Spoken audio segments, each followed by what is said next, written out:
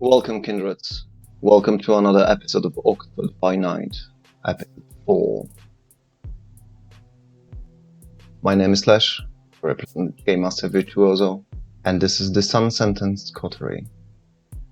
Please welcome.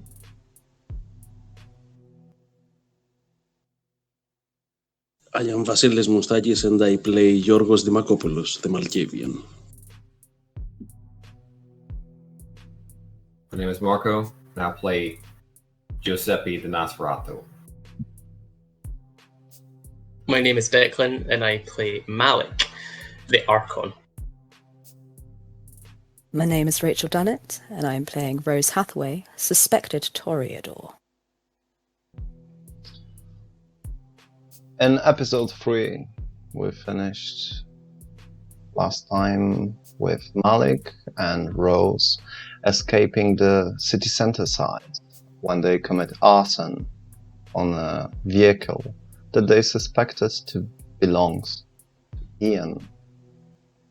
Rest his soul. Rose, you are the driver, and you go over the limits through the city center of Oxford, while Malik's still trying to get his legs into the car through the window, positioning himself in some form of defense, which, let's say, was difficult. Malik, you can still smell the fire on you. It's interrupting your senses. Rose seems to be very focused on the way and some sort of excited, you would say. For the first time you see her in action in her own head, not being terrified, being in place in the right time, in the right mind. In a back mirror you can see that people start to extinguish the car, getting out from the shops to do so, or just calling the services and emergencies. But you saw it just for a brief seconds. After the first turn, you left the street. What is the direction that you're trying to get right, Rose?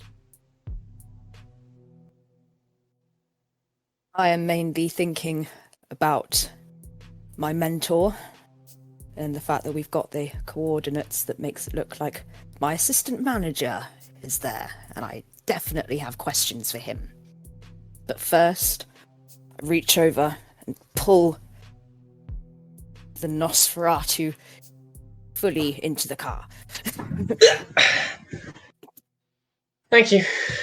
That's close. Do you have any form of plan now? Yeah. Probably out of here and the university to meet up with the other two. If you insist, but we definitely have other places to go later. I need to see my assistant manager. The fire in you is coming out. I like this. Let's go. But if you say we'll go to the university, I did say I would follow your lead. Appreciated. I assume after a decent distance, you regulate the speed of the car and you mixed with the common vehicles. Correct? Yep. And you're heading towards the spot that you agreed to meet. Yep. Right. I will shoot a text in the group chat, heading to university. Sure. And this is the text that you received, message on the group chat. When I last remember, Giorgio, Dr. Dimakopoulos and Giuseppe been in a car leaving the petrol station from the outskirts of town. You are approximately half hour away, maybe 35 minutes from the Oxford University, the spotted place that you're supposed to meet with your coterie.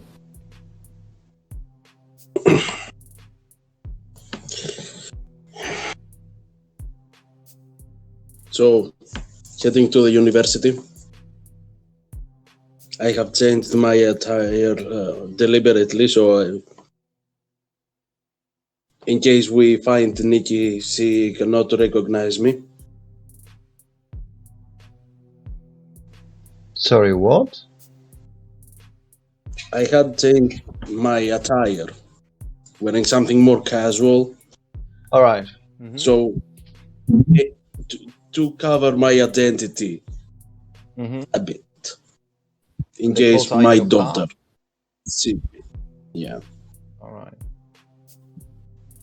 So I assume then Giuseppe is driving?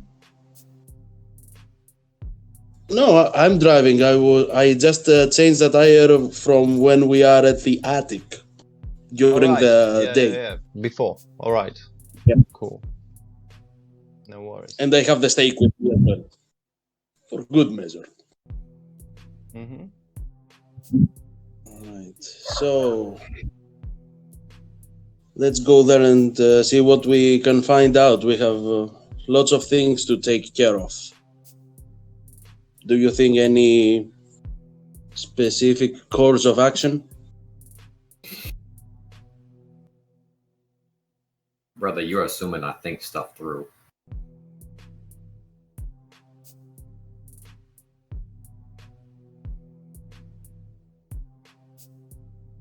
What do you What? mean? I just kind of do whatever makes sense at the time. Now, listen, so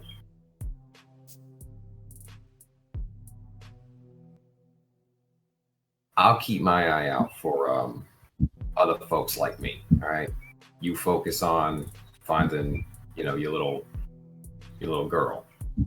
I get that. Yeah. So you just kind of message me. I'll tell you where I am. I'll let you know if I see anything suspicious, and we'll just be in contact. But Let me tell you, we have to be aware of two things here. First, about our own kind. I will be radar on this as well. Plus, we'll have to be on the lookout for Dimitri's goons. yeah, Just in case they go to pay her a visit after me not paying the debt. So, better keep an eye out for both of them and stick around. I know you like to improvise, but still, it's good to have a plan. no problem. I want to kind of meet these fellas myself. Do I have a picture of her girlfriend? Just from the social media. Yeah. What does it look like? Then in space, you again turn on the social media on your phone while you're driving, and I suppose you showed it to Giuseppe, yeah? Yeah. The girl is approximately in her early 20s, tall, blonde hairs, blue eyes, clean dress in most of the pictures, nice makeup, attractive girl. When you look at her, you kind of want to say, if you know what I mean. She's look healthy, she's look fresh, she's smiling in the most of the picture. The attitude and charisma of the person makes you wonder about her blood taste. Straight away. I mean, like, who wouldn't like to drown their fangs in such a neck? You got my point. There is something in her eyes. Enormous amounts of confidence. You, as a psychologist, can see it.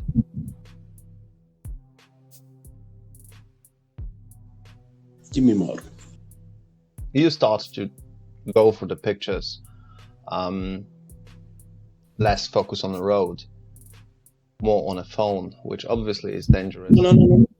I drive. We do not do the same shit again. No. No. You already gave me the declaration that you wanted more.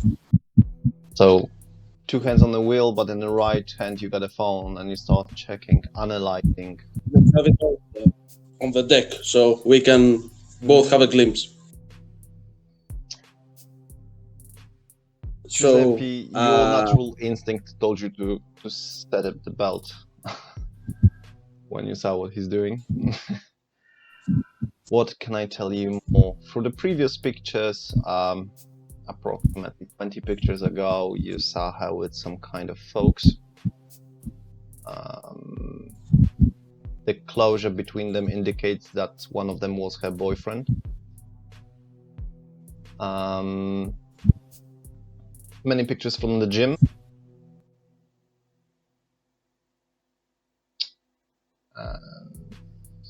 Pictures from the airplane, like avionets kind of stuff. Was piloting. Question. Mm-hmm. Do the pictures happen to be during the day as well, or only during the night? Yes. The During the last picture from the day was today. Okay. So she posted a coffee, like, you know, kind of Instagram thing when people post their food and what they have. And to be honest, kind of envy because you forgot how it tastes. It's looked decent. Well, okay. It could be a different picture if you can just reposted it, but still. You see that she posted a comment with that picture of that coffee, both in English and in Greek. Okay. Comment saying It's after sneaky. long night, well deserved. In both languages. Long night after long night. Sorry? Long night after long night. No. Well deserved coffee after long night. Okay. I just hand it over to Giuseppe and see what he can find. I just focus on the road. Yeah. You have both descriptions, both pictures from both of them, so we keep a lookout for them too. Mm-hmm. You know, just, I mean, I'm sure you got a good kid here, but you know, there's no accounting for taste. Like, who dates a blonde? And she's got no tits. Yeah. He tossed your phone on him back. Question. Mm-hmm. I happen to know where she resides. My daughter. Sorry, do you know She's in the where she what? where she stays, where she has on the her home. campus. Is it in The the place that you're going at the moment. You got the Okay, address, perfect. you know the room number, you know the direct line to the room, to the stationary phone, you know her IP address, if you know, you got all that info sorted. Okay. Didn't change A since the decent- last year. Okay. So you knew all that info before you came to UK. Cool. You received a message from Malik stating that they're on the way. Is there any response from you guys?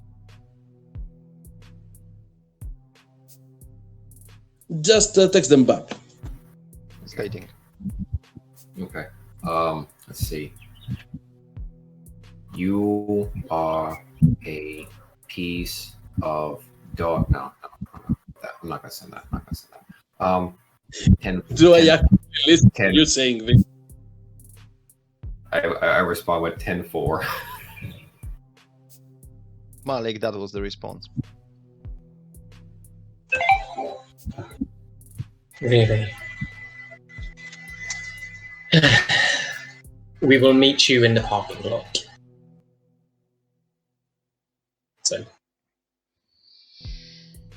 So, Giuseppe and George. I will close at the time of the travel for you. You are on the way. Malik and Rose. You arrived at the campus car park way before them.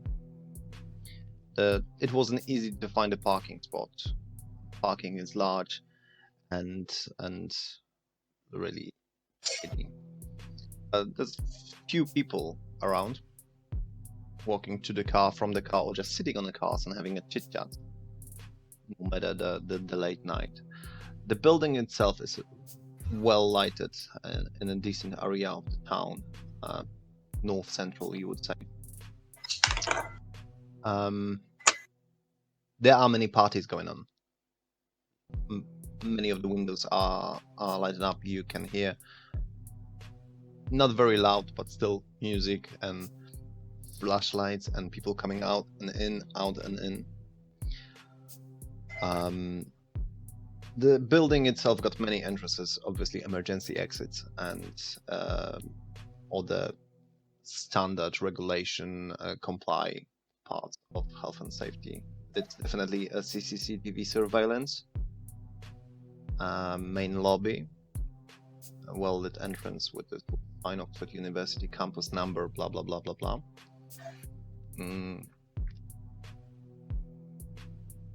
Little park in front between the building and the car park, with some benches, some bins, few lamps, a pathway to recreational parts like football field, which is next to it, and further on some kind of green areas.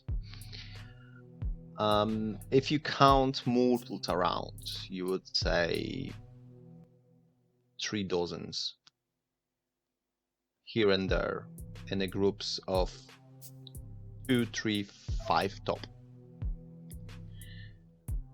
You found a spot, you turn off the engine of the car.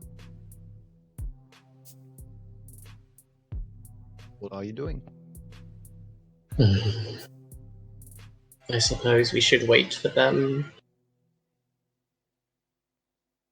Yes. Probably best I stay out of sight. I expect there's a lot of CCTV around here. Yeah, you and me both, love. You and me both.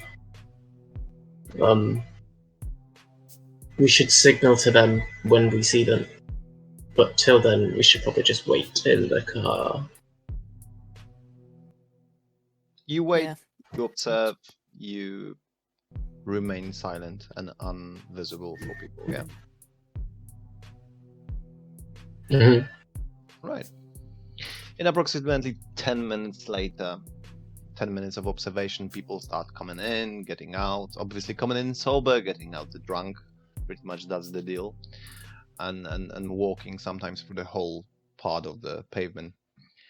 And sometimes singing, sometimes not. Sometimes kissing, sometimes holding hands, sometimes puking. It's normal days of the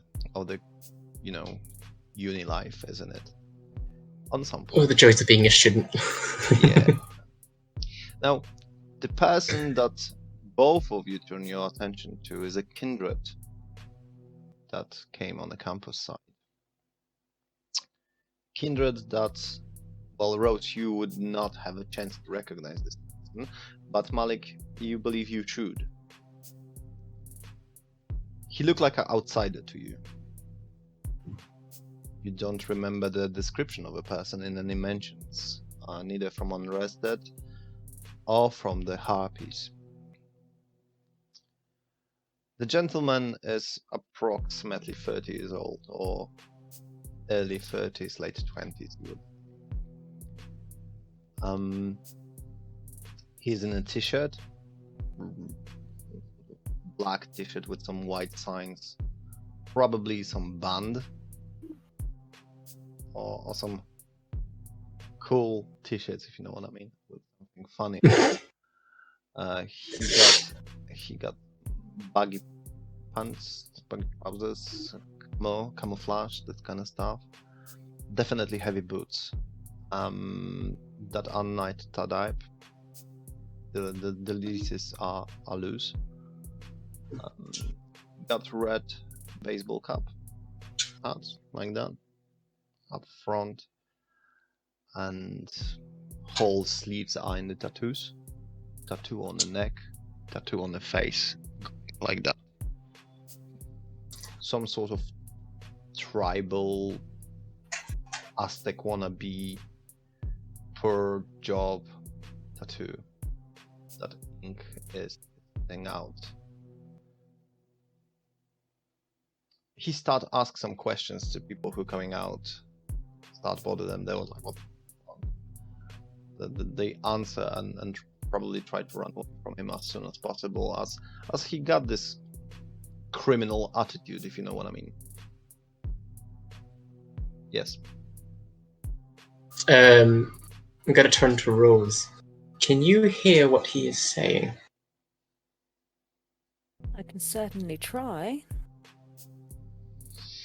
I focus my attention on this person and, follow what Giorgio told me earlier on and try and just feel that out.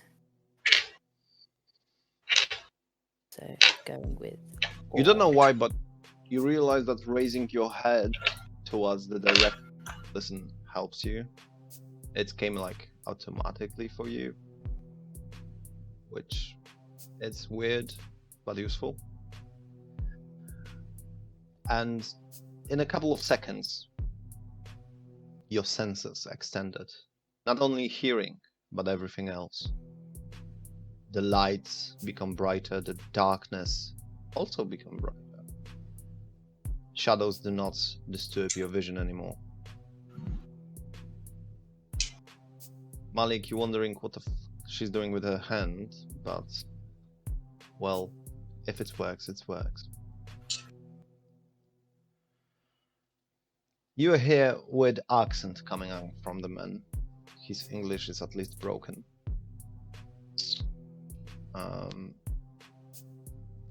Stopped another group coming out. He old one guy who'd like, what the hell? And the gentleman said, I'm looking for a weird guy. Goes by the name Ian. He used to hang out here. Do you know him?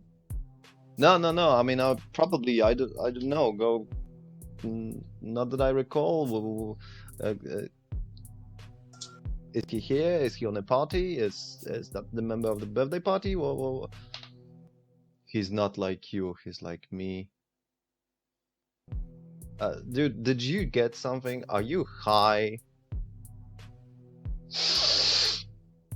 Get lost. And he tossed him, searching for another person to ask.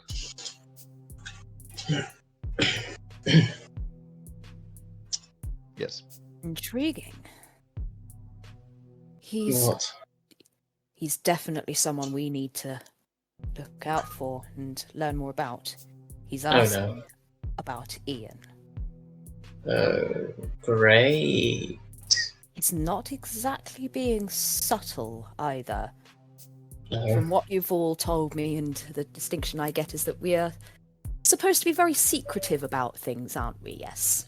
In a moment. Yes. In a moment, you saw the girl from the pictures, the daughter of George, coming in to the building in a flashy short miniskirt and dress technically that covers not a lot of body, if you know what I mean. What you have to give to her, she got a taste, and what's weird, it's all expensive clothes. You're talking about, £900, £1,000 for a dress. That kind of level of posh. The handbag is from Chanel or whatever, and Rose, you see it because it's kind of stuff you are into. Jewelry, phone, all that kind of stuff. Everything that's presented on her is just shouting rich.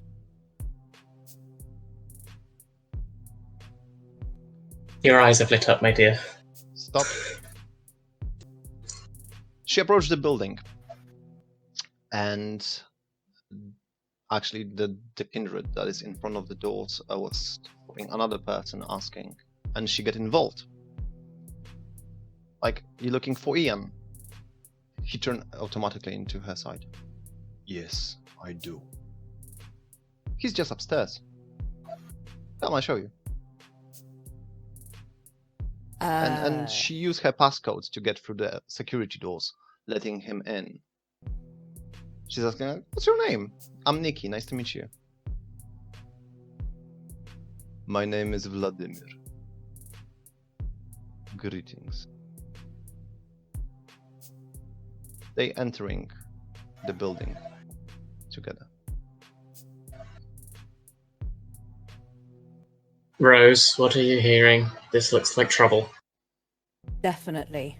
So, the male is asking for Ian, but that was... She said her name is Nikki. She's the girl that we're looking out for. Yes, that's George's daughter. What was the man's name, by chance? Vladimir? But she just said... She asked him, are you looking for Ian? Oh, no. He's upstairs. Now we know that that can't be right. No, because I took off his head. Hmm. Oh, man. I'm going to... Send a text message to the group, please. I'll be right back. I'm getting out of the car. There's no point of sending the message to the group as you see George's car pulling over slowly next to your car. Oh, shit.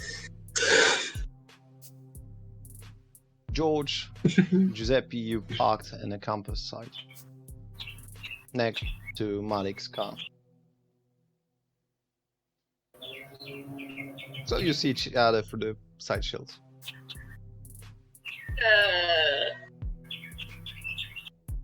We have a problem.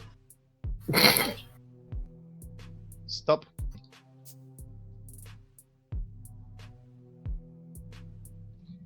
We have a problem. Are you talking through the cars or are you getting out? I'm already out of the car. Okay. I didn't. I'm staying in the car. Mm-hmm.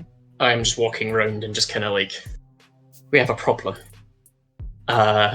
George is opening the window. Nikki was. That was George and Giuseppe. Oh, you're getting out of the car. That's what I want to know. Where are you guys positioned? We are still in the car. Still in the car. All right. So you're just opening the window, yeah? Window.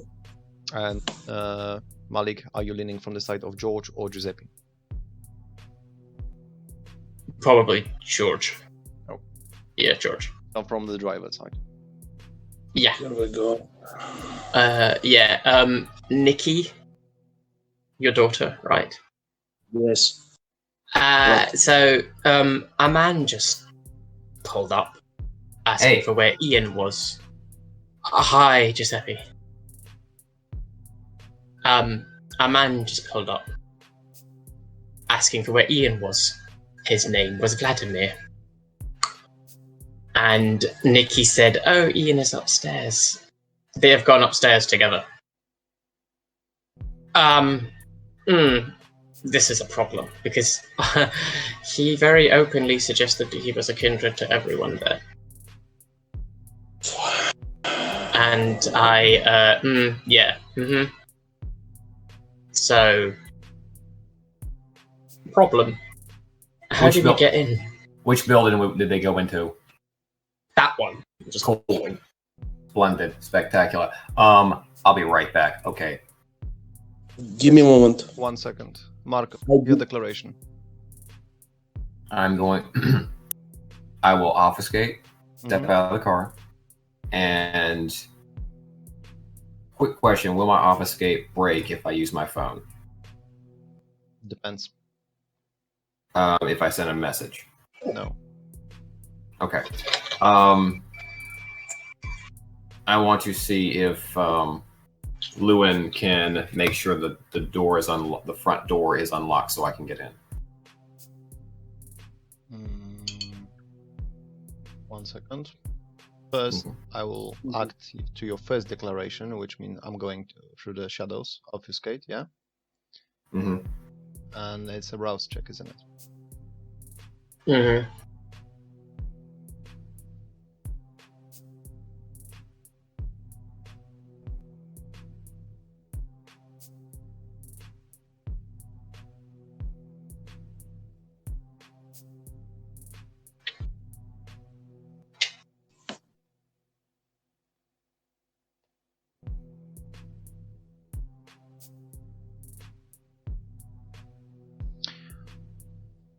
You failed the test.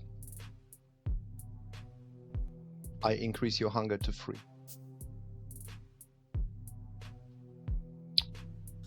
Now, what text would you like to send and to whom? I'm sending this to my contact, Lewin, and I'm asking him if he is able to unlock this door, the door, so I can get in. After maybe a second after receiving the message, sending it, green light popped up on the doors. I head in, and I'm gonna see if I can kind of jar the door to where it can't close. 1 second. You get in. I will now text what George is doing because you raised your hand. What is that you want? First, I text Giuseppe the building and the number of the Room. apartment he stays. Yes, the room in the campus first, and then I activate Sense the Unseen. All right. Just to be on the lookout. No. I will test your wits, resolve, awareness. Then, are you happy for me to take the throw? Please do. In your case, that is 3 plus 3, 6 dices.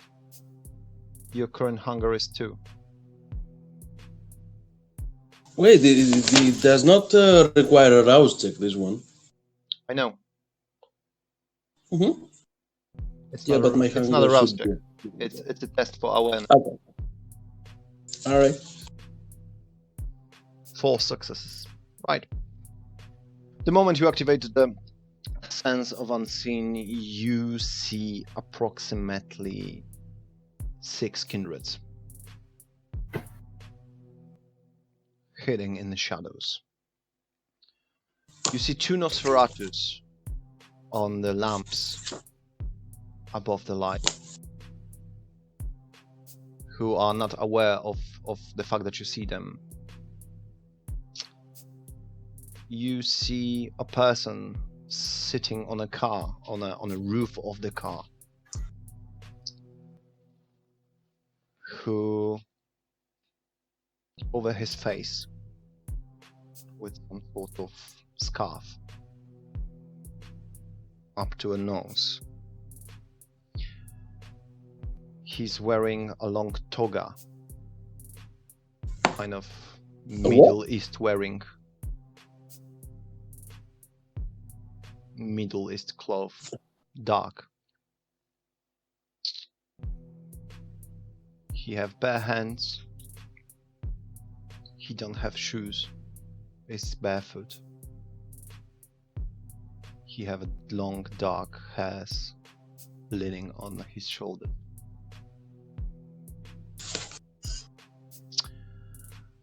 Other invisible creatures than the Nosferatu or the man on a car is a ginger girl in the back seat of your car.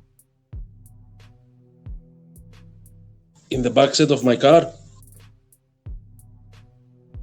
The dead one? Yes. Yeah. And some shadows that are moving inside the building through the windows of the corridors you have not spotted before. Should it be Giuseppe?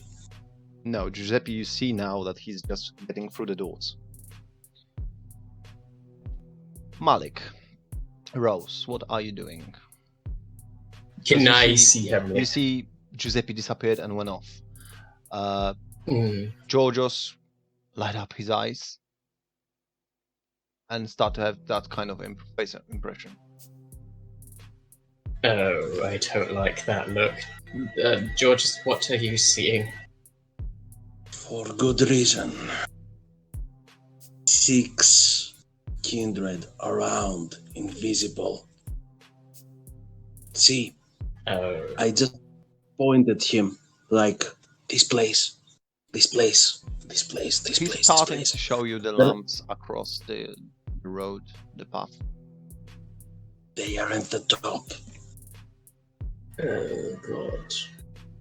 Also, a guy with a sketchy outfit. He has a scarf and he's barefooted and he's like from Middle East or something.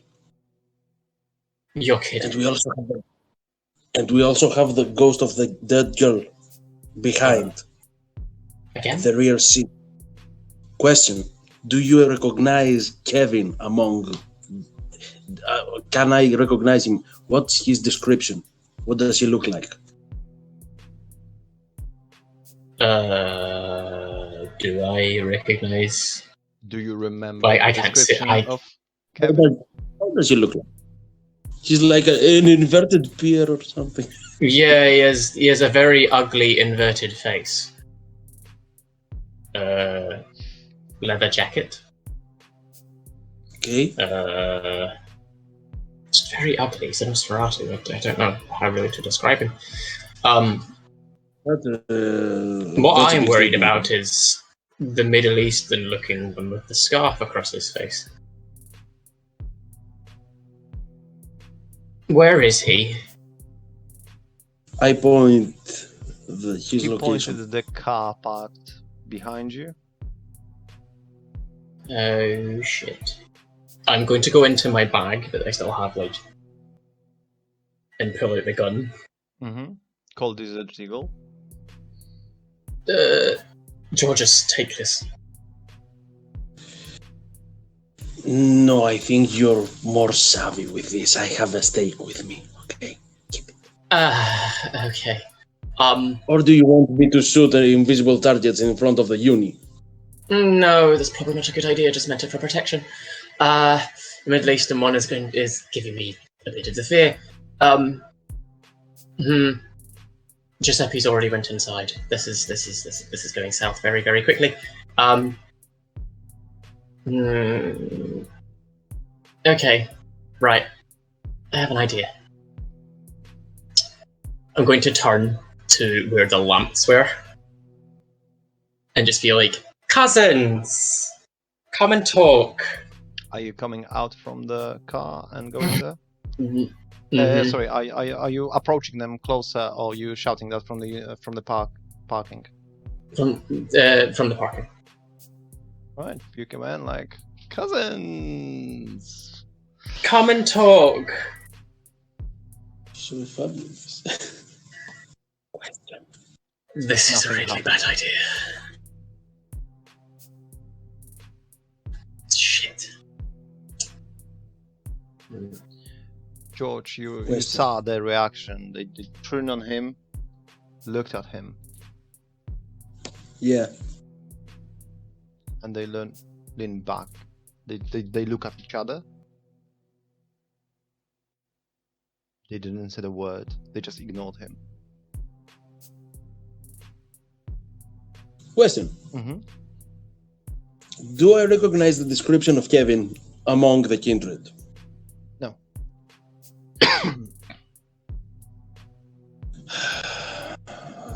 Someone Rose, call is Giuseppe. there something you're doing?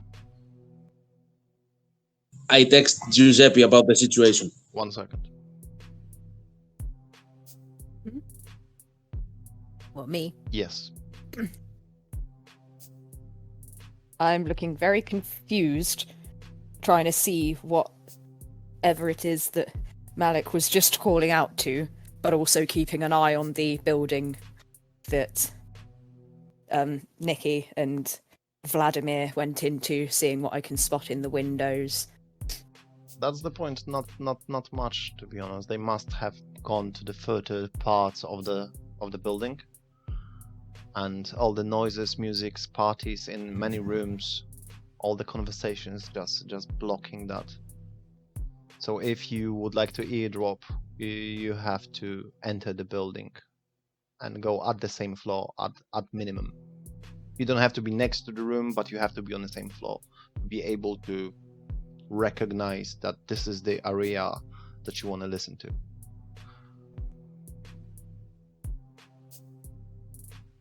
I'll open up my driver's side window. So what's the plan? Is Giuseppe just going in on his own? I'm more concerned about why there is 6 kindred. I just text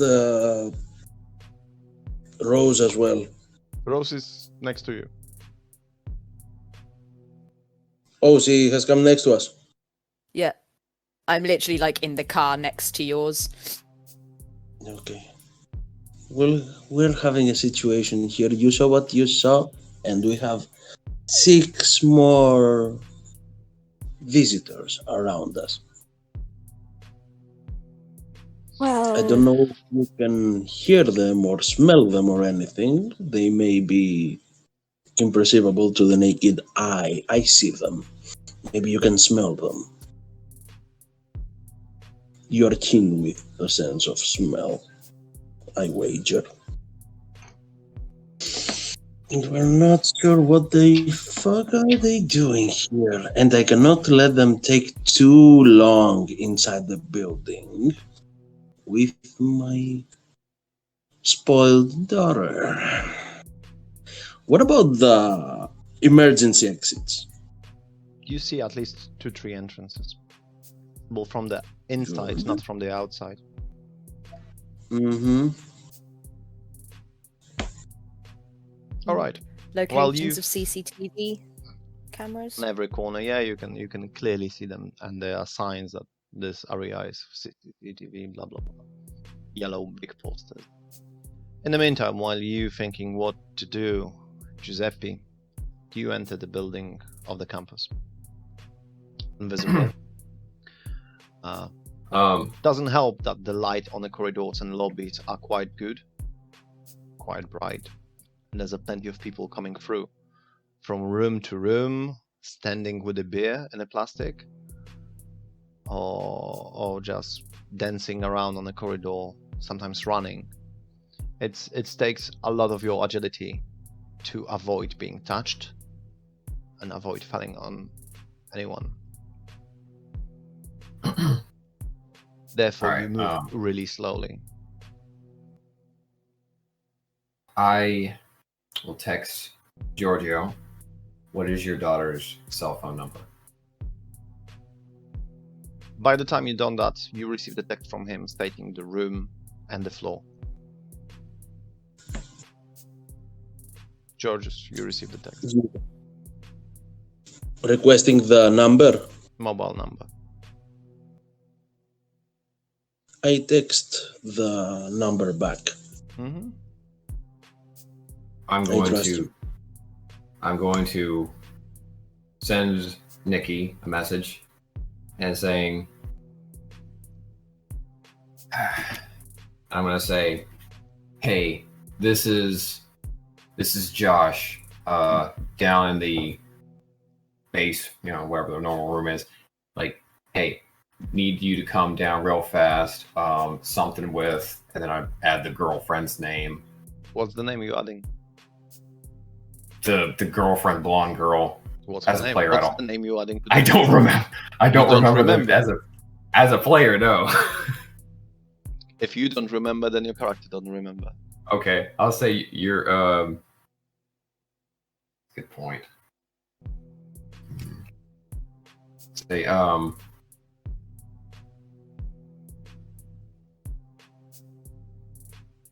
Say like, this is Josh downstairs. Something's wrong. We need you to come down to the outside. Mm-hmm. Okay, I send that to her. You send.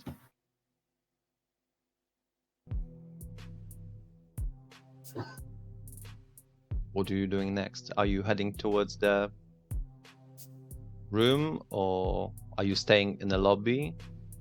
I am going to see if I can probably catch up with Vladimir.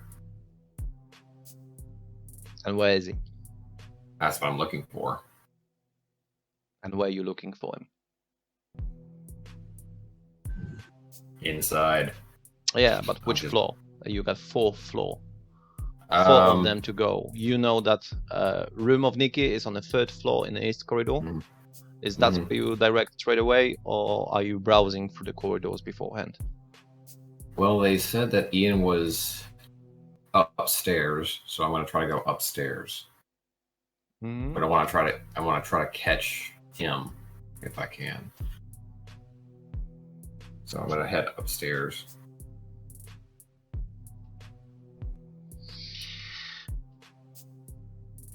Two levels of stairs where you actually had to walk on a handbar instead of the stairs itself.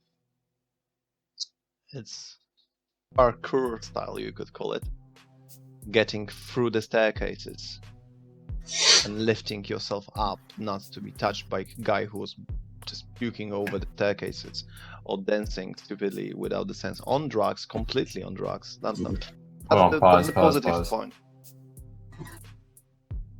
Pause.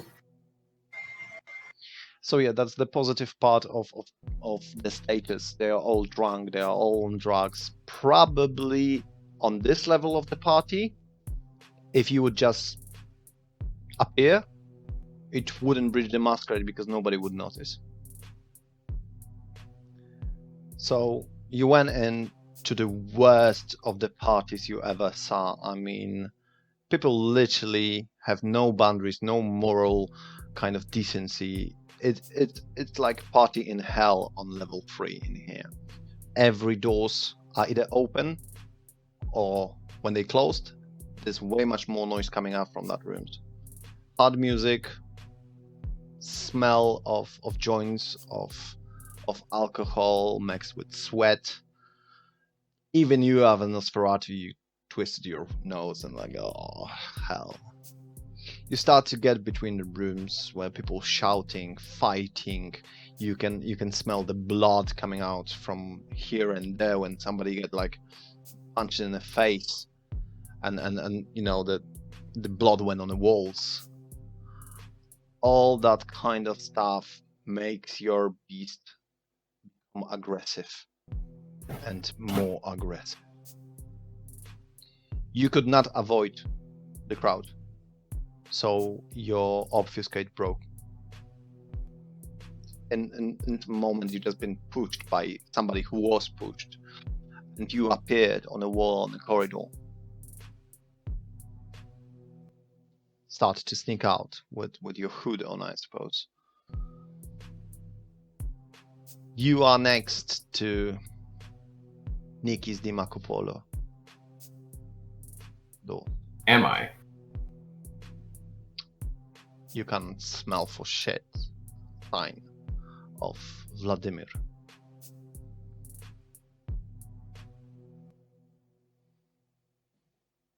You're not entirely sure what you hear from inside of her room.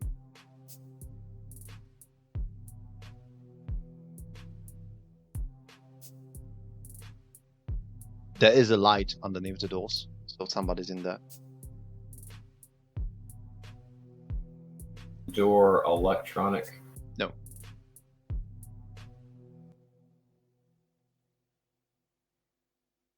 Let me see if I can open the door. Quietly and sneakily, or Yes. like Yes. in a moment, using momentum. So you start to slowly opening the door.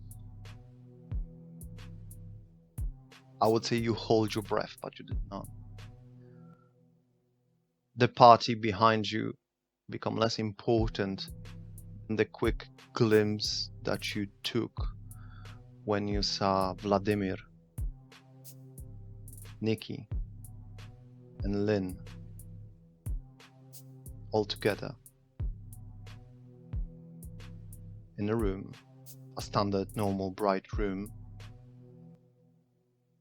They next to the desk on the right corner of the room. They both, Nikki and Lynn, hold Vladimir and hold the stake in his heart.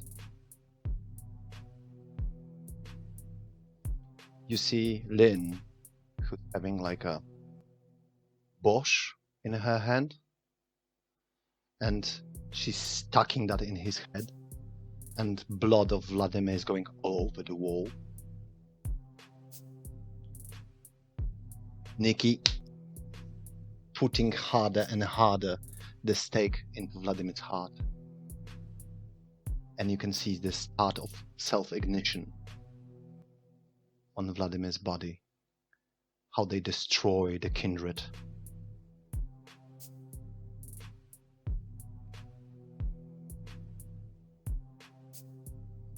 There's a lot of noise from the Bosch, from the gargling of blood of Vladimir.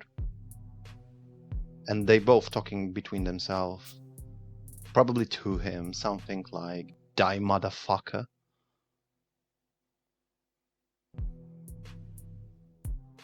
They are excited, they both smiling. None of them is terrified.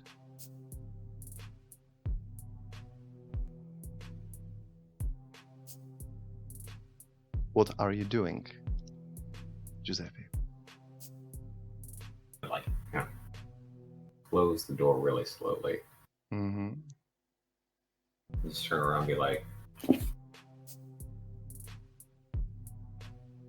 text Giorgio and be like, "So, where did that kid learn to fight?" And just kind of walk away. And you're heading downstairs, yeah? No, I'm heading down the hall, and I'm gonna just find a quiet spot where I can watch the door. Okay. So, in about 3 minutes, when you try to orientate yourself in a situation, Giorgio, you receive the text message from Giuseppe. What did the text say? Giuseppe, repeat. Where did Nikki learn to fight?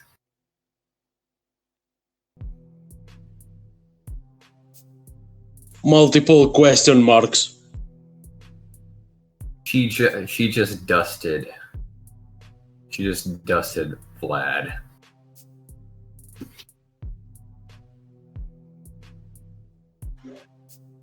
Can I see him react like that? I'm assuming I can see him react. Yeah, you can see. You can George definitely reacts. see this. Georges, what? This is a bit more complicated. Uh-huh. Looks like Nikki just dusted this guy called Vladimir. Oh. Badass. You should be proud. Yes, but Rose. she knows about us. You can hear a whistle.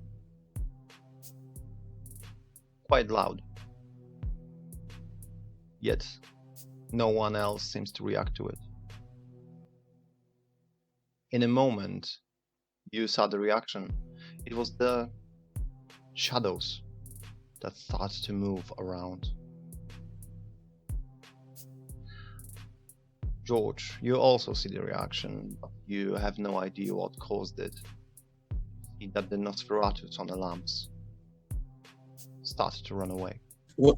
Towards one direction in a green area. The obfuscated person just Jumped off from the lamps and started running. All on 4 limbs, if you know what I mean. Bended, jumping like a dog's. They start running towards the football field. Why are people freaking? What is going on? I can't see this. the invisible people are our people bolted it for some reason. Rose, Where? what's up? All move. They There's just a whistle. Can anyone else hear run the away whistle? on all the floor. The whistling stopped.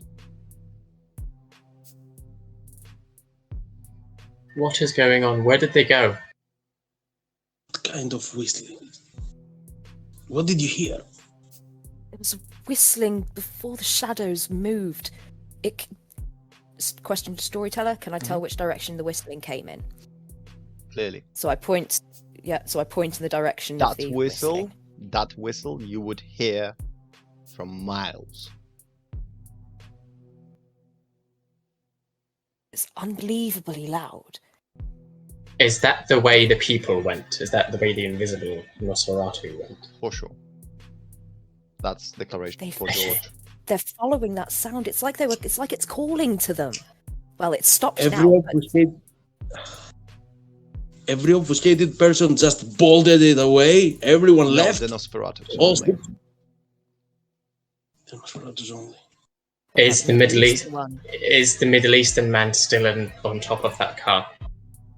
Yes. George is asking. Shit. But he have to tell you that. They're not bolted it. Your cousins. Poof. Why? Beats me, but there is sure as hell something going on here. So we need to sort out the daughter situation first before I actually know the daughter situation is fine. She can fight. Who knows? Wait. Your daughter isn't kindred, is she? I'm pretty sure she's not. Okay. So, just as a brief reminder, what's going on? Giuseppe, you are on the 3rd floor of the college, of the university living quarters. Both Giorgio's and Malik are outside of the car. Rose is still behind the wheel. Is that correct? Right. Yep. You exchange the text messages between each other regards what happened on the 3rd floor. You hear the whistle, the Nosferatu jump off and run towards the football field. As the times went, you can see the doors are still opening and closing every single time somebody coming in or coming out. There are started to form some form of gatherings on the outside, coming out for a cigarette in groups.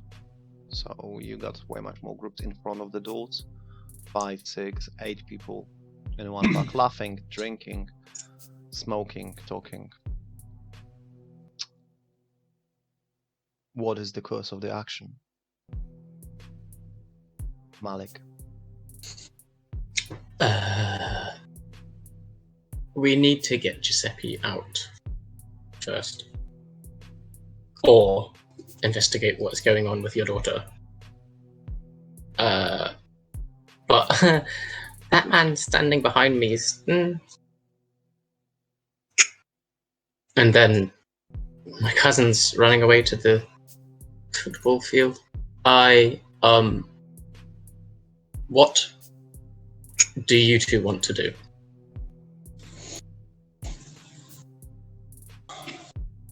This is not a safe place. We have to look it up in a different location. I saw a different person, invisible, inside the building.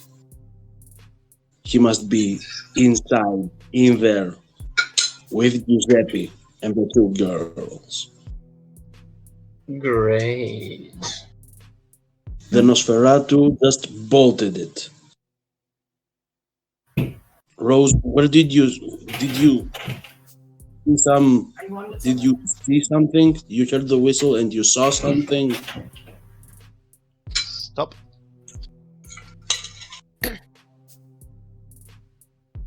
So there was a high-pitched whistle. Sounded like it was going on for miles, but the shadows all moved in its direction.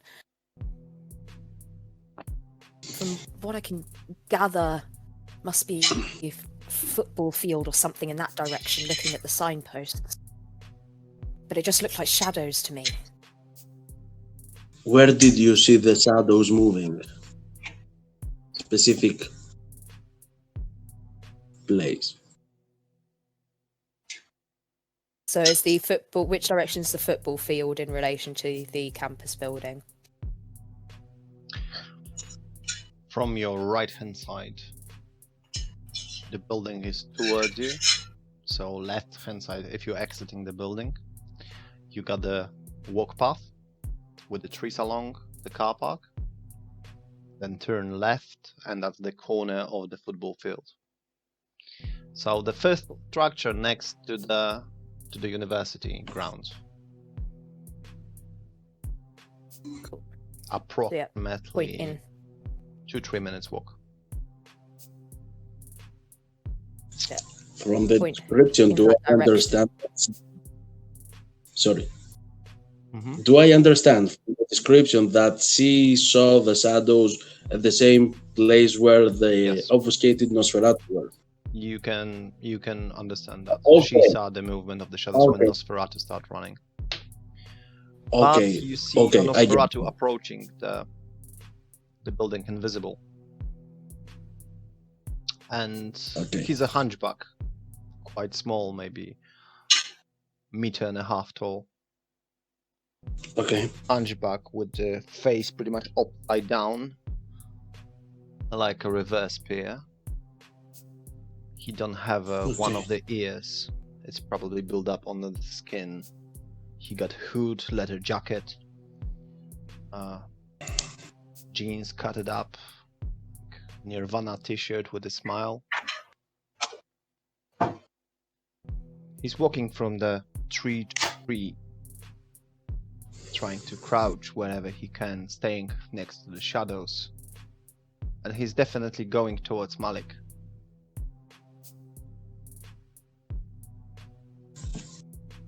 Yeah.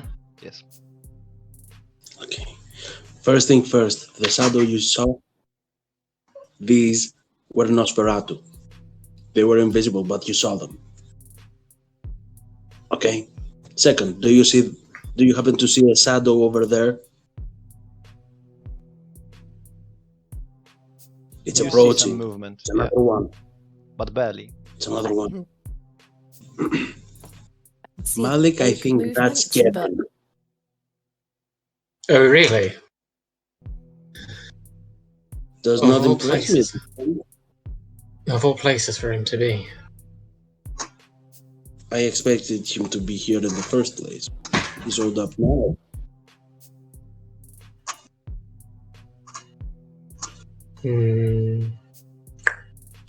Okay, so where is Kevin Let him- exactly? I can't see him. He's next to the tree, 5 meters away, 6 meters away from Malik. Over there, next to the tree. I think he's coming for you. He stopped, holding the tree, looking towards you, pointing like that. Oh god. He totally wants me to come over, doesn't he? He starts to appear slowly and burst from shadows. Rose. I'm keeping an eye out. Oh god. I'll be right back. I'm gonna walk towards him. Hi, Malik. Hope you're well. Likewise, Kevin. Why are you here? Son sentenced. What about them?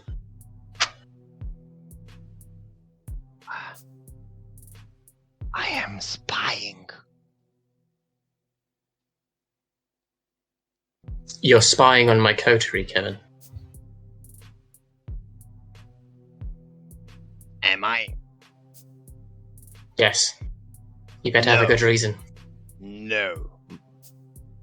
Kevin, no.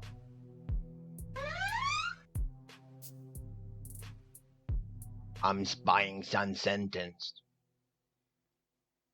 Darling asked me. She said go shh. Oh, Kevin, why is having a conversation with you the most painful thing I've ever experienced in my life? That includes dying. I don't know, brother. What is it? Why? Here's the reasons. Why is Darling asked you to look after the son sentenced, even though they're already my coterie? Because she no trust. Doesn't trust me. I don't think that's yes or no question. That's rich. I don't spy on them. He pointed at the car. I spied on the son sentenced. They are the son sentenced, Kevin. No. She's not him, and he's not him. And the brother G is not him as well. I'm spying on Simitsi. A Simitsi? Here? Do you know the name of this Simitsi, Kevin? Vlad. Oh. He's Well, the one apparently from he is- Sebastian's once, you know. Oh, well, this is... Do you Kevin. know where he's went? I get sidetracked because I get hungry and there was a cat on the road. That's fine, don't worry about it. We've all been there. No, I haven't seen him, sorry. Okay. So I hope you well.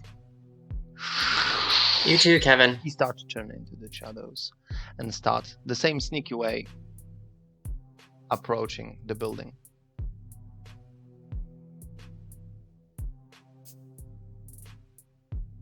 I'm gonna go back to the others. Giuseppe, in the meantime, you saw both of the girls getting out from the room. All makeup corrected, all hair styled again, everything's sorted. Much less stuff with them. They don't have a handbag. At least Nikki doesn't have a handbag anymore, or coat. No, nothing like that. She changed the clothes into something more party style inside the uni. Some, you can call it casual clothing, yet still original, aesthetic, and showing off the body.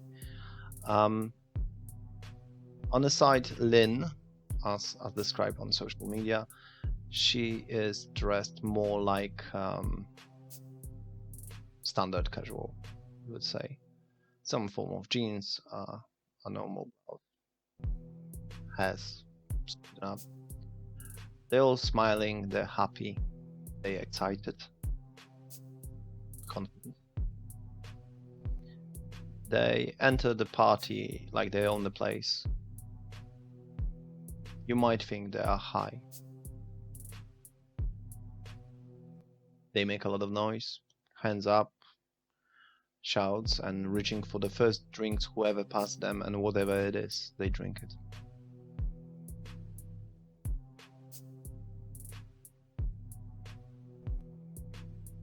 Yes. By chance, does their blood smell potent? Yes. You think so? Yeah, it's difficult for you in such a crowd to recognize that.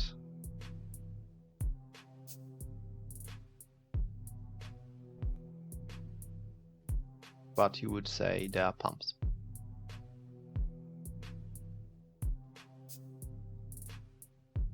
Georgie! Text message.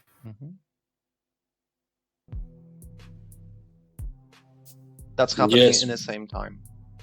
that Malik conversation with Kevin. There's a good possibility that Nikki might be addicted to Vitae.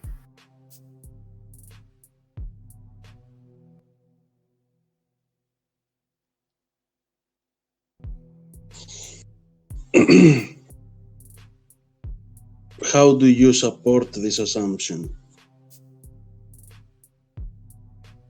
Can I see if I can sneak back into their room? Yeah. Try that. The doors were not locked, so you just open them. You see a room that you saw before. There was a poor attempt to clean the place. Ashes of the kindred are in the bin bag. You don't think that they took the blood because it's burned. They didn't extract the blood before the kill.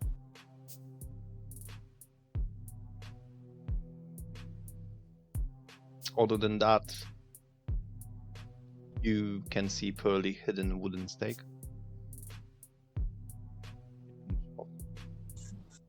Still wet of that's blood. It was wiped, but again, on quickly. Not a decent job. You can see a computer, some kind of phone chargers, personal stuff, books. Massive teddy bear.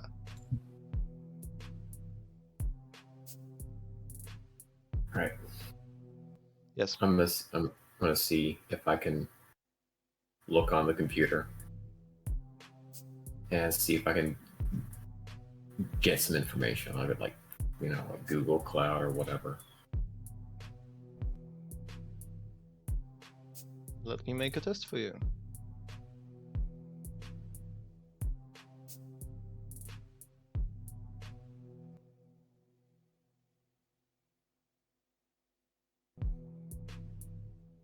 Giuseppe.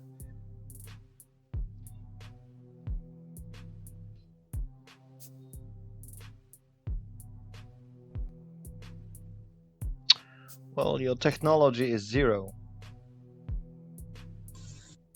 Your intelligence is 2. And this laptop is 2 more than you would say for your skills. I mean, it's asking for the fingerprint. See if I can get Luan to kind of see what he can do. You described it. And you see the computer become unlocked. In a moment, some lights start to flash from the screen. Blue, black, blue, black, blue, black. Some numbers start coming through, and you receive a text. I download the content. Excellent. All right. Gonna go into the bin. Tie the bag up. You And, lift the ashes of the kindred. Tie the bag and. You're taking the bag. Yeah. And just for S&Gs, I'm gonna open the ice box. You're gonna open what? The ice box, little refrigerator in the room. Mm-hmm. Okay, just peek inside. What's in there? Sandwiches, beers, bottle of some kind of weird vodka, chopped off hand, left hand, mail, and foil, and 6 or 7 cans of Red Bull. I'm gonna take the hand. Mhm. Want to bite off one of the fingers. Put the hand back. Take the finger with me. Yep. Yeah, make sure the computer's shut down. Make sure everything looks the way it left before I came in. Mm-hmm. Close that door. Go look side to side, and then just kind of. Let me test that.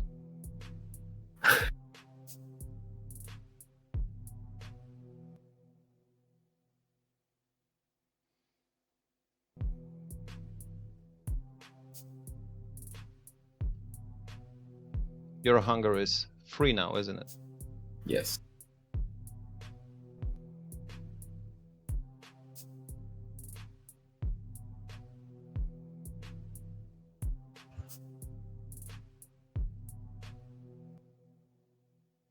Two plus 3, that's 5.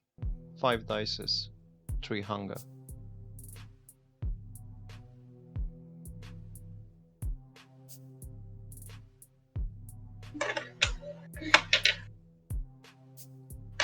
Two successes. Yeah, path is clear.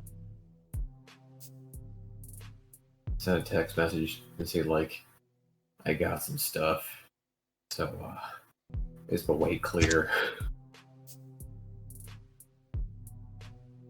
That message Nice. to the group or to the George? Yes, to the group. Asking if the way is clear. So all of you received that. Oh,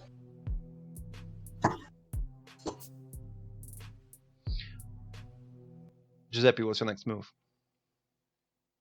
I'm gonna see about probably making my way to the exit, one of the emergency exits. Hopefully, there's no alarm that goes off, because usually there isn't, but you never know. Sure. I think Nikki can take care of herself. You received the text message on the group chat from Giuseppe, and after literally 3 minutes, 4 minutes later on, when you, I assume, discussed it in between you. Are you coming back to the car? Are you staying outside? What's the? No, I'm asking now. George and Malik, what's your position? Yes. I'm still inside the car.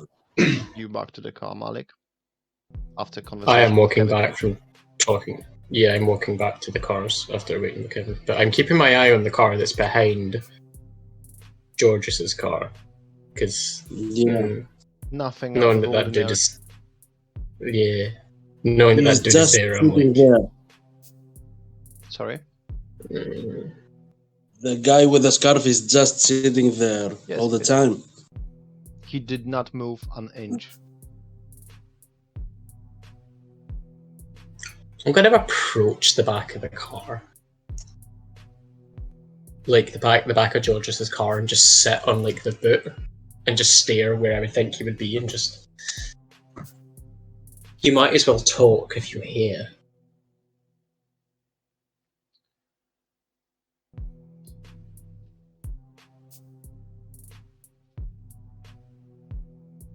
I'm getting out of the car. You realized, Georges, that the man moved for the first time of your entire stay at this car park. He moved for the first time. He opened his eyes and he looks straight into Malik's eyes.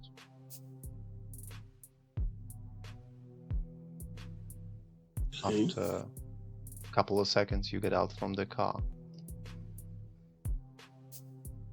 and you heard crashing of the car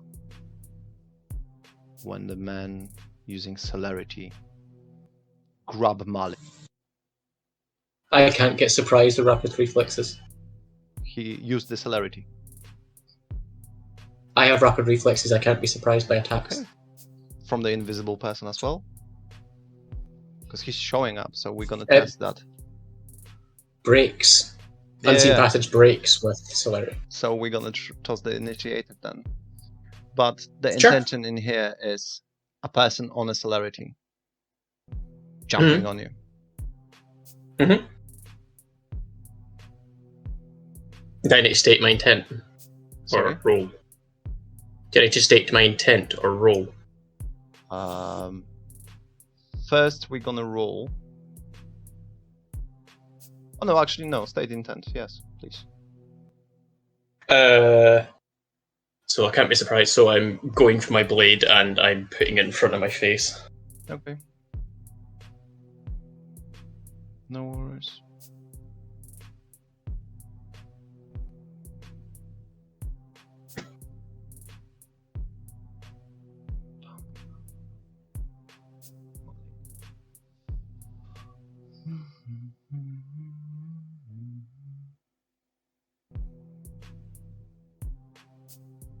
So I want you to toss 2 plus 2.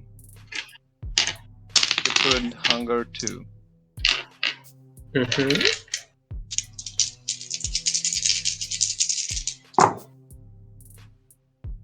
One success. 1 success. Just one. Mm-hmm.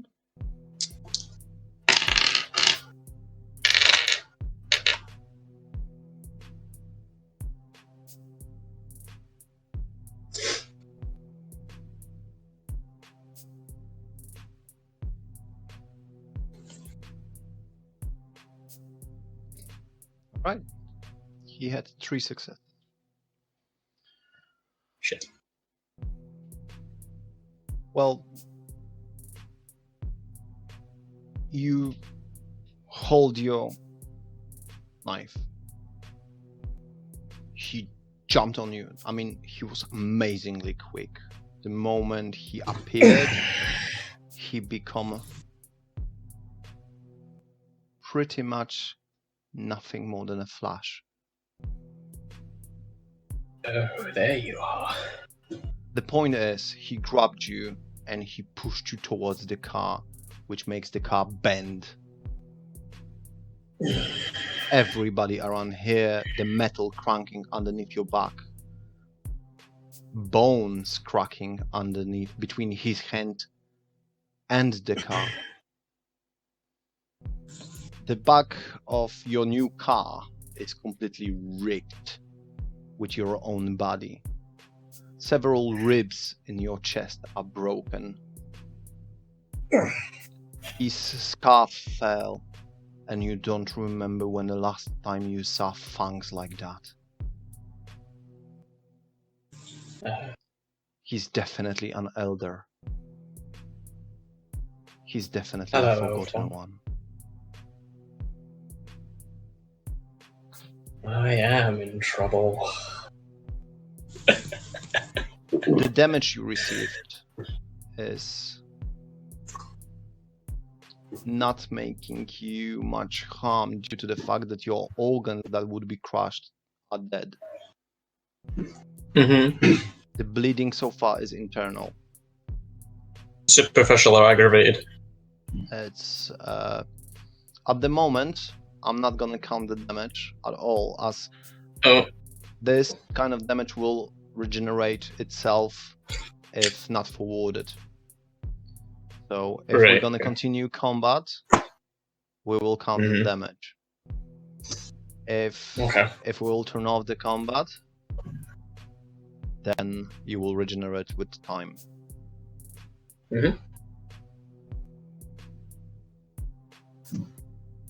Men crushed you with one hand.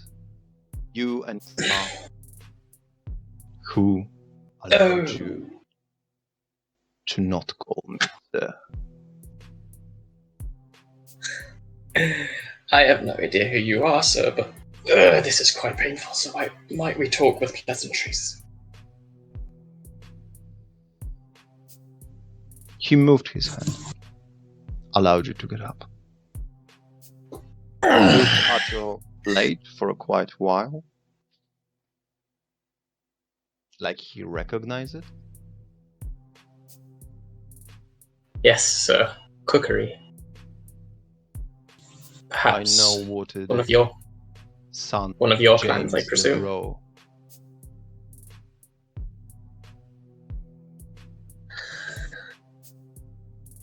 Oh dear. It's one of those nights. I'm spinning my blade and just putting it back in the sheath. Oh, you are very strong, sir. Might I ask why you are here, if I am so permitted?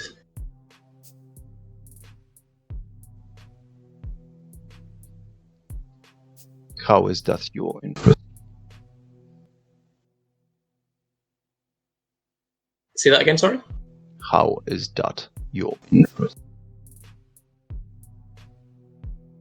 You're on a car behind my coterie. It's my responsibility to keep them safe, sir. Who made you coterie? My coterie, the people you see in front of you, sir. Are they? Yes. And you're willing to die for them. If you're asking me if I'm going down without a fight, sir, the answer is no. We already know you cannot. Good.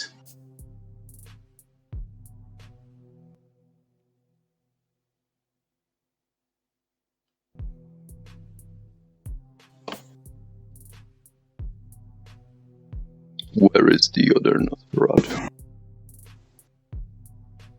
I believe in the building. In fact, George, you see he's coming out through the emergency exit. Yes, Rose. I'm gonna say, like, as I'm listening to this iMessage, Giuseppe being like, some badass vampires asking where you are. Well, not saying vampire in the Greek message, but someone's asking where you are. So Giuseppe's got a bit of warning that we've just saying we've got company.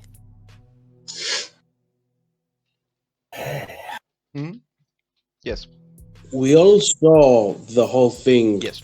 with Malik and him rush down. I think it's only sensible to approach from a safe distance. Mm-hmm. The moment He's you visible approach, right you now. join the space of the conversation. The man looked at you, terribly deep in the eyes. I want to ask him something. So you're approaching, saying something, yeah? I approached them not in a hostile manner or anything, but I just walk near to see what's up. Are you Sultan Khan, by the way? He looked at you. No, of course not. Oh, okay. The great Who Zoltan might Khan you be? is my sire. Okay. That's good, because he invited us at some point, but And he was there right are a lot of... to introduce you to his puppet. As the whole warehouse went down, due to the new Archon's decisions, a lot of Camarilla blood will be spilled in the city of Oxford.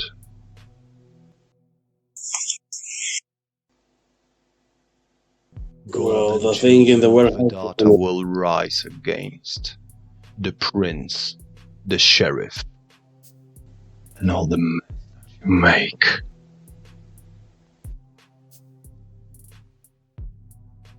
Okay, so you're an anarch. What about the other people who were around here watching? Anarchs too? I don't care about people who walk. I care about people who are. Giuseppe, you see the situation.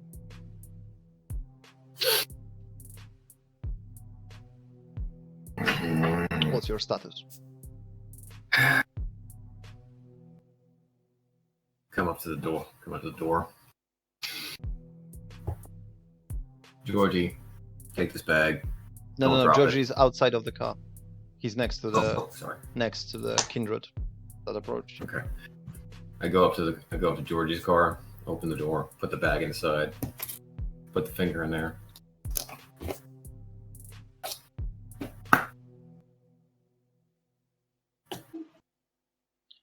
The man looked at you, no matter that you were invisible, the moment you approached. Like he sensed you, not see you. He sensed you, your presence.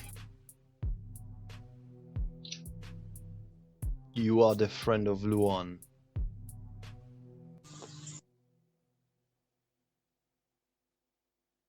Yeah. This Luan.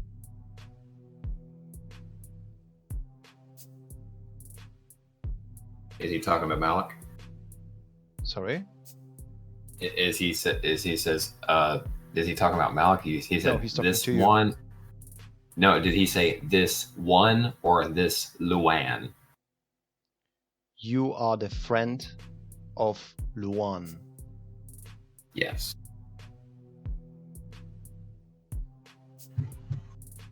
He passed you something.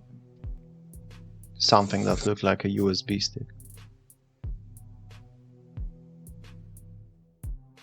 Thank you Our very shared much. friend recovered that for you.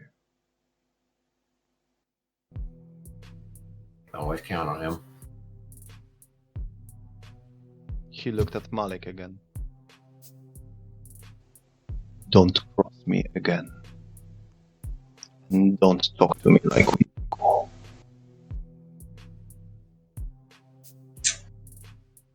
He started to walk away and disappear at the same time. Have a good night.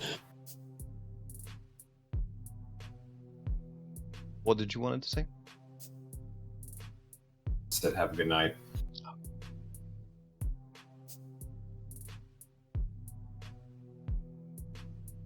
Your I bones exit my car, Mhm. feeling more comfortable now the Middle Eastern guy is gone, and just look at the others and go, so what now?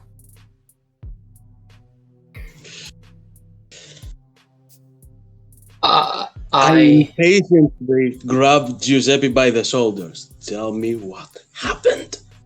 Let's get in the car and I'll tell you everything. Yes. Should we By the get way- into the non-damaged car? Yeah. Malik, get that thing towed. Mhm. You can feel your collect ribs up. putting back in place.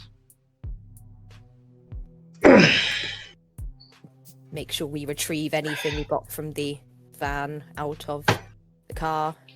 It's all in my You're bag. moving the All in your products bag. from Ian's car to George's car. Mm-hmm. Sure. Malik, you alright? Oh, I will be. Don't worry. He's strong, but he's not that strong. Good for you. I get Who's into driving? the car again. I hide my face from CCTV. Mm-hmm. I assume you're George. all getting into the car, yeah? To the George car. Who sits where? Shotgun. George is the driver, Malik up front, and Giuseppe and Rose at the back. Georgios, if you're wanting to discuss your daughter, would it make more sense for me to drive? Don't want any accidents. The lady has a point. And I one thing, appreciate your consideration. George Yeah. realized that Rose was wearing lipstick. And she did not wear it 5 seconds ago.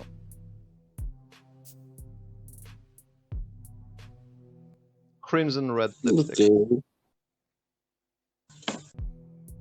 May I ask you something? Yeah, okay, it's perfectly fine for you to drive, but were you wearing lipstick a moment ago?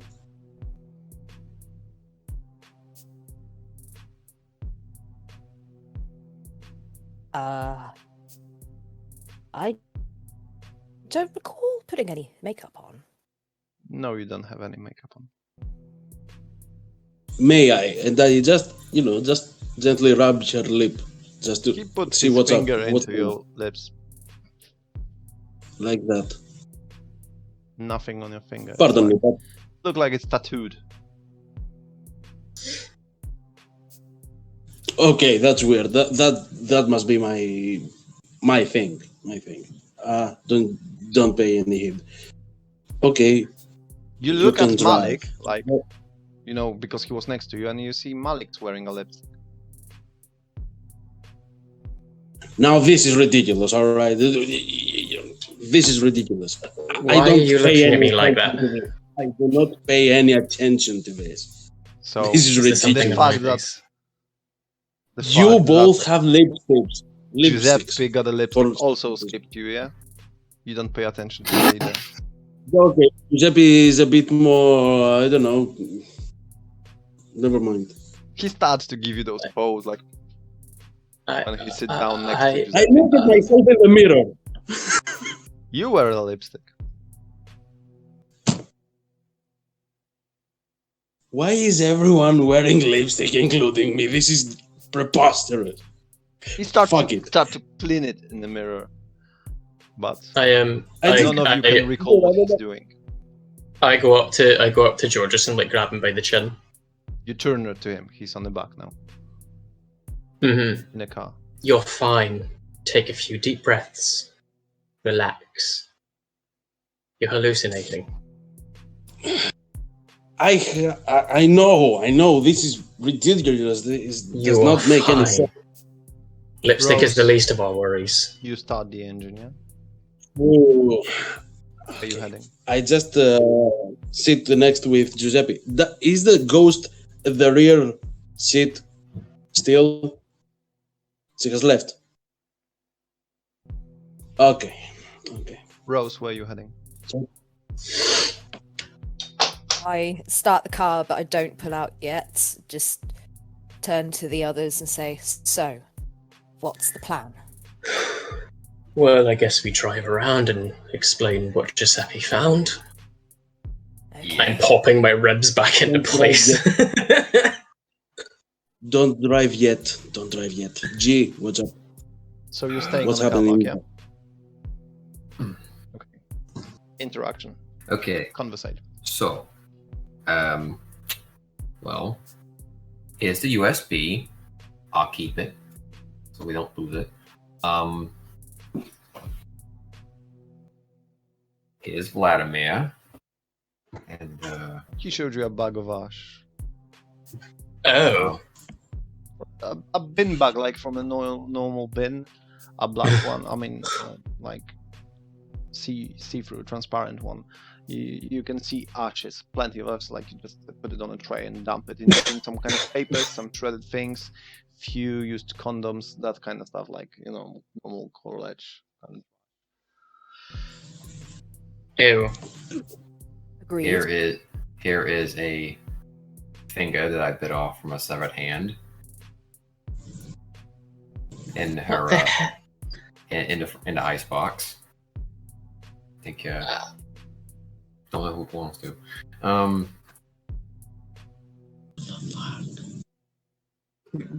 What exactly does your daughter get up to in this college?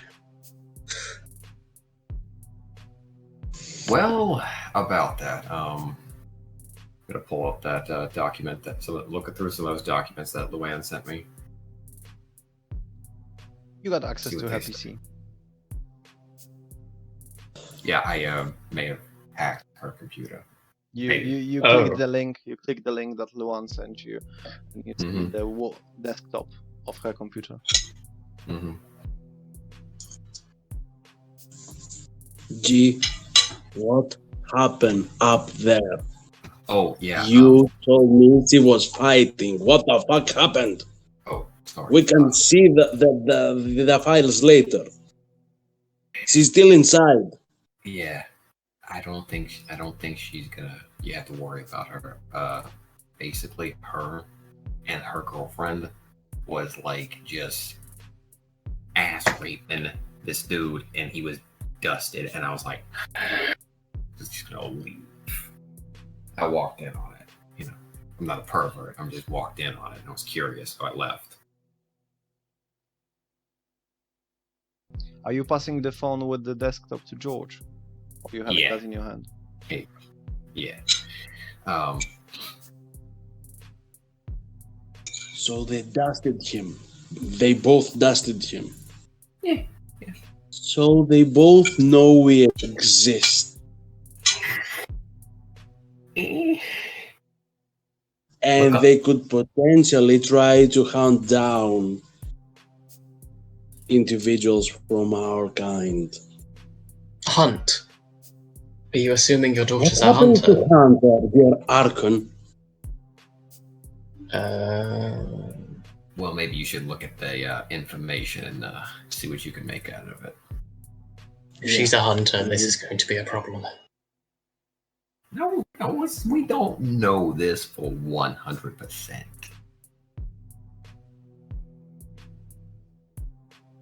Well, they may not know all the details about what we are exactly or anything, but movies.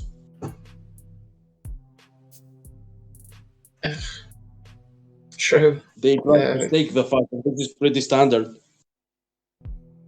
What I want to know is how he died from a stake. How did he die? Maybe he had lots of punches before that. Well, there was a bit of a sharp object going on his forehead, and it just kind of like his head kind of fell off. Didn't stake the whole thing. It was like his daughter did that. I think was it her or the other one? The other one? The blonde, one with no tits. Her Lynn. girlfriend. Lynn Space. Oh. Sounds about right, considering we heard she beat up Ian. So either they're both hunters, or this girl is a kindred. And Nikki knows that she's a kindred and is therefore aware of kindred. Then what does Kevin have to do? This. Oh yes, Kevin appeared. Oh well, let him walk inside. Let him go introduce himself. Everything will it'll be fine. It'll be fine. Well, I couldn't really give a shit because apparently I'm not trusted anymore. So fuck them. He was looking for Vladimir. Well, what do you know? He's right On here. him? Yeah, I told him I didn't know where he was, and I didn't see him. Leave this outside. What's Samitsi? Yes. Someone explain Samitsi, shall we? George, if I may, what are you doing with the phone that Giuseppe gave you? I just opened it and tried to make some sense out of the content. I have no idea So what would you like happening. me to test your technology plus intelligence? Excuse me? Would you like me to test your intelligence and technology? Yeah, to the point I am confident with how to use it. I use it. If I find any obstacle or anything, I will hand it back to Giuseppe. So you've I have done a what bad feeling about it. every parent would do. You've Hack done the what computer of every the child. parent would do. You've checked the browsing history. Pretty standard. Well, your findings are not pretty standard. You could easily separate the websites she used for doing the homework or watch the movies, social media, that kind of stuff, from those that are out of ordinary. So, out of ordinary, you saw Google browsing for Myth of the Golden God.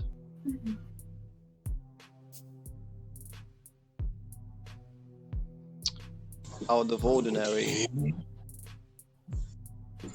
you saw Roman Empire mythologies.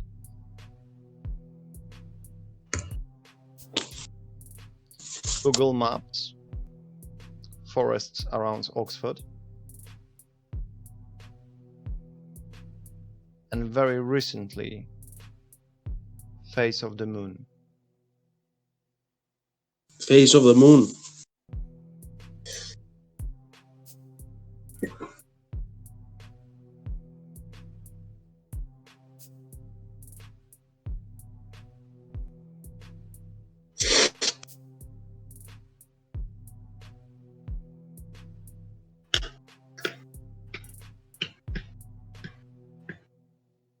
And the Google Maps include the forest locations.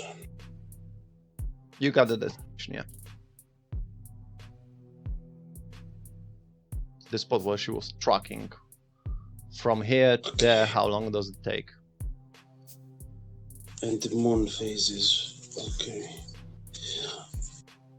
Can I put one and one together and see that you? these ones are quite, connected in an occult manner? Can you? I have a dot in occult. I mean, moon phases, witchy stuff. Forest, witchy stuff. Mythology about the golden god. That's sketchy as fuck.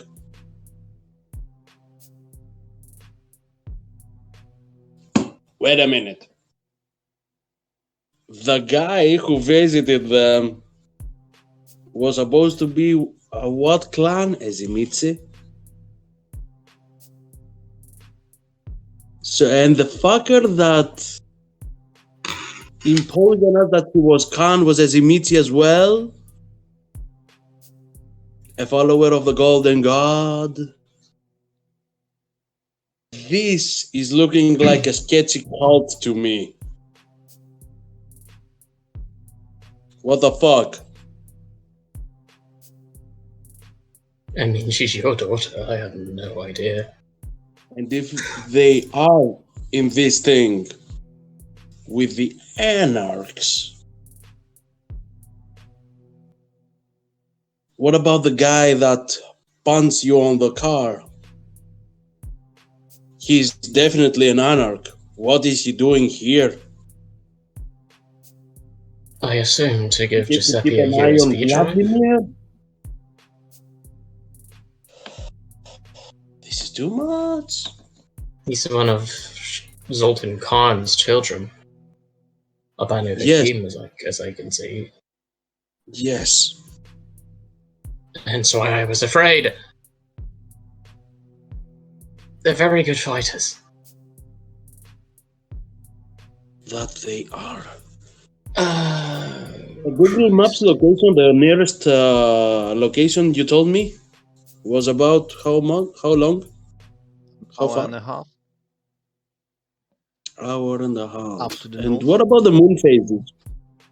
Do we have like a specific? No, it was just the brewing I of don't this know. month moon phases. Okay. About to this specific night, what's the moon phase? Half. Half. Yes, Giuseppe. Would it be possible if I were to I think I know what it is, but I want to roll. I think I should be able to roll to see if Giuseppe would be able to figure this out.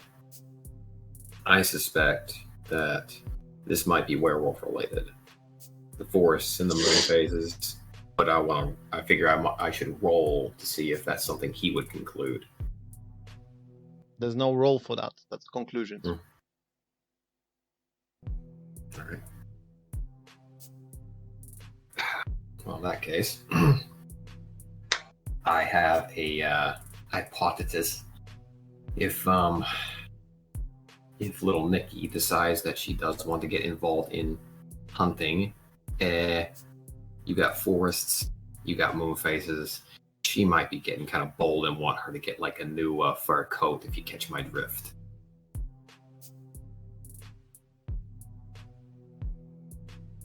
Are we talking American Werewolf in London? It's a shit movie, but yeah. really? Oh, yeah, Surely it's like- not. Dude, one star all across. Like, I wouldn't even say that. Probably like 0 stars. No, it's shit. I meant her being a werewolf. Hunter. Oh, Yeah. shit. This It's is more dangerous. I More mean, dangerous than I thought. the balls on this kid. No offense, Nick. No offense, Georgie. She does sound badass. No offense, It I'm doesn't. pretty much impressed myself, but hunting werewolves, that's far-fetched, and keeping inexperience in mind, they would still attempt this. I mean, like, it was kind of like impressive to walk into this. Dude, okay, between the three of us, even I was scared. All right, I'm like, yeah, I was like,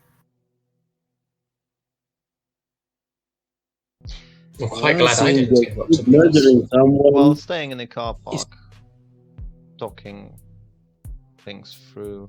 The party slowly starts to die. People start to spread around, lights start to turn off. Music starts to quiet down.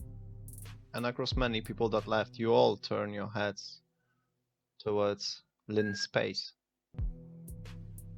who left University College and start working towards the city. Did I follow? Yes, go. I'm thinking of something. What if we happen to meet with Nikki and Lynn? We can't meet with Nikki because she thinks you're dead, so Lynn is a good option. I'm not talking about a meeting with me personally, but they already know that vampires exist, so it wouldn't be something like... They know the secret. We cannot give it up when they have it. No, but it threatens the Masquerade. It's already a threat to the Masquerade. True. That's my point. Very true. Let's follow her first. I want to know what she knows. Yeah. I still have Sense the Unseen. Is the other fucker Kevin around? I'm gonna test your driving skills. You are spying with the car. Mm-hmm. And there's a high possibility that you will have to move on faster than you wish. So it will rely on your skills of driving.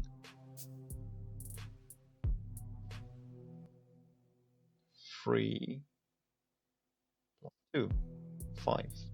And your current hunger is 2. Wait, how many points do you have in drive?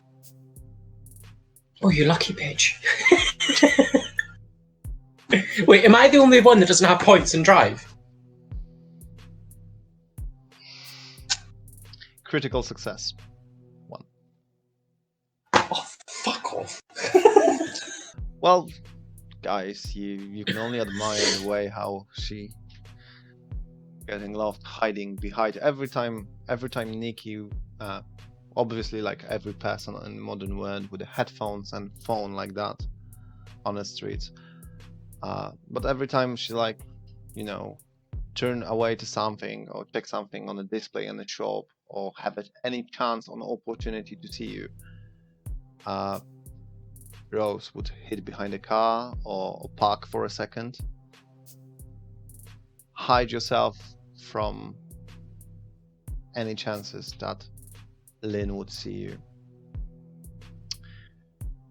I'll try to make it a bit easier. I'll use the Cloak of Shadows and just stay still while I still have the Sense the Unseen. You are in a car. Yes. Okay, so you are being unseen inside the car, on the backseat. That's windows. Okay. Georges, you are no longer our driver.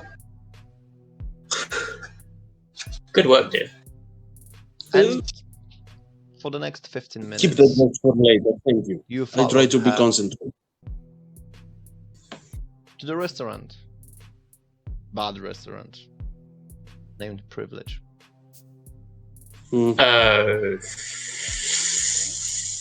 Fudge knuckles. But she didn't get to the front, which is close already because it's 3 o'clock. She didn't even take the keys or do anything in that. She get to the side. She knocked to the doors. 1, 1, 1, 2, 3 knocks. Somebody opened the lock, and she said, "I'm privileged." They opened the doors. Rose, you could hear the music coming out from there. But when the doors shut, everything went out. You are the only person who's aware of that. This sounds like a lead. What did you hear, my dear? Sounds cliched, but what sounded like a secret knock.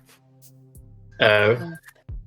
And then I heard the door open, and she said, I am privileged. Hear music, and then the door shut again. Do you remember the knock?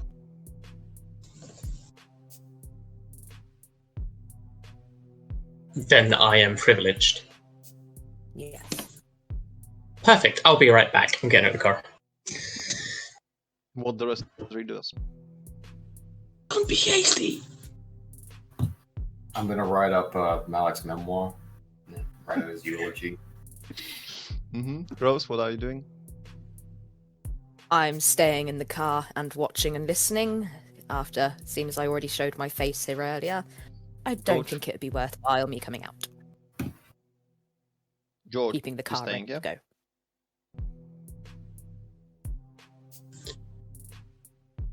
I think I'll go with Malik. So you getting out from the No. I will stay in the car, invisible and everything. Okay. So 3 of you staying in the car, watching the outside, scooping. You are on a lookout, yeah? Malik, you entering. How do you knock to the side doors?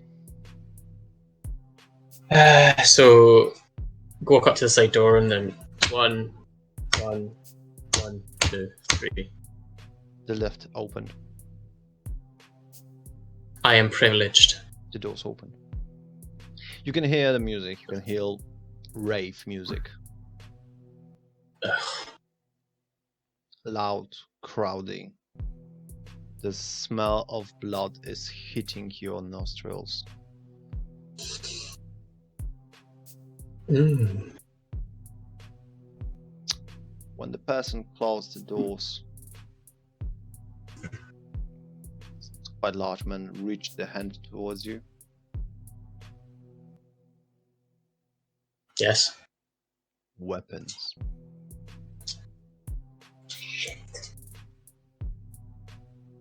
Don't know what you're talking about. Okay. On your own risk.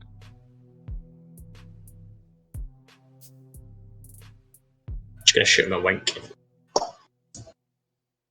You start walking downstairs with the gun and with the knife. Because gun you gave. You see a crowd dancing. Obviously lights turn off, just a flashlight going on and off. People with the glow sticks, glow paints on them. Fog machine. Few bars. Quite deep in the basement. More than 200-300 people around.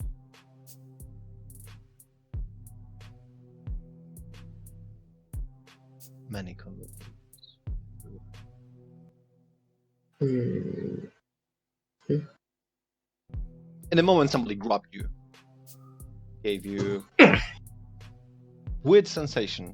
It wasn't aggressive or anyhow, and you recognize the person the moment you saw this person.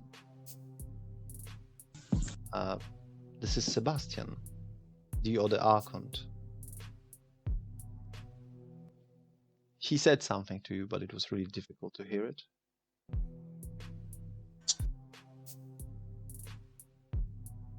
He started pointing someone.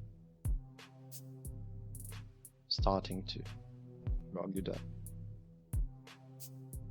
He's moving me in this direction.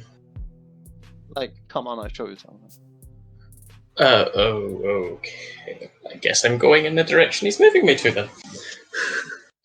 You went to the side corridors where after the double doors shut, you can walk now. You know, the volume is still loud, but conversation is possible. Sebastian, how does he look like and who is he in general? He is a Ventru. Quite young. Apparently, as people say, somehow he's related to the prince. Just wait on. He is in a white shirt with a tie that is loose at the moment. He is sweaty and he imitated that very well, every single part of his humanity. He passed you a glass, a plastic cup with the blood that he had in his hand. You look pale. I've had a very long night and I just donut. Mm-hmm.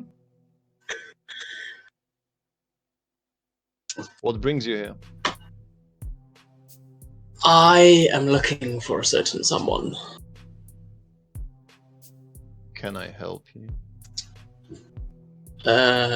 You You couldn't not smile seeing his brown eyes smiling to you. It's just the guy's charisma. No. You're unfortunately very pretty and I can't say no to your face. I'm looking for a girl called Lynn. Not suppose I ever heard of. Lynn Space. No. No. No, but you can No. ask the owner. He will know for sure. Due this source of my information. My son sentence just spread all over the town. No. How are you finding your side of this? Dipshit. I want to execute a single one of them. Every single one of them go meet the sun. I mean... People who don't understand the rules are not supposed to walk. Call me old. There are a handful. There are a handful. No, I totally agree. There are a handful.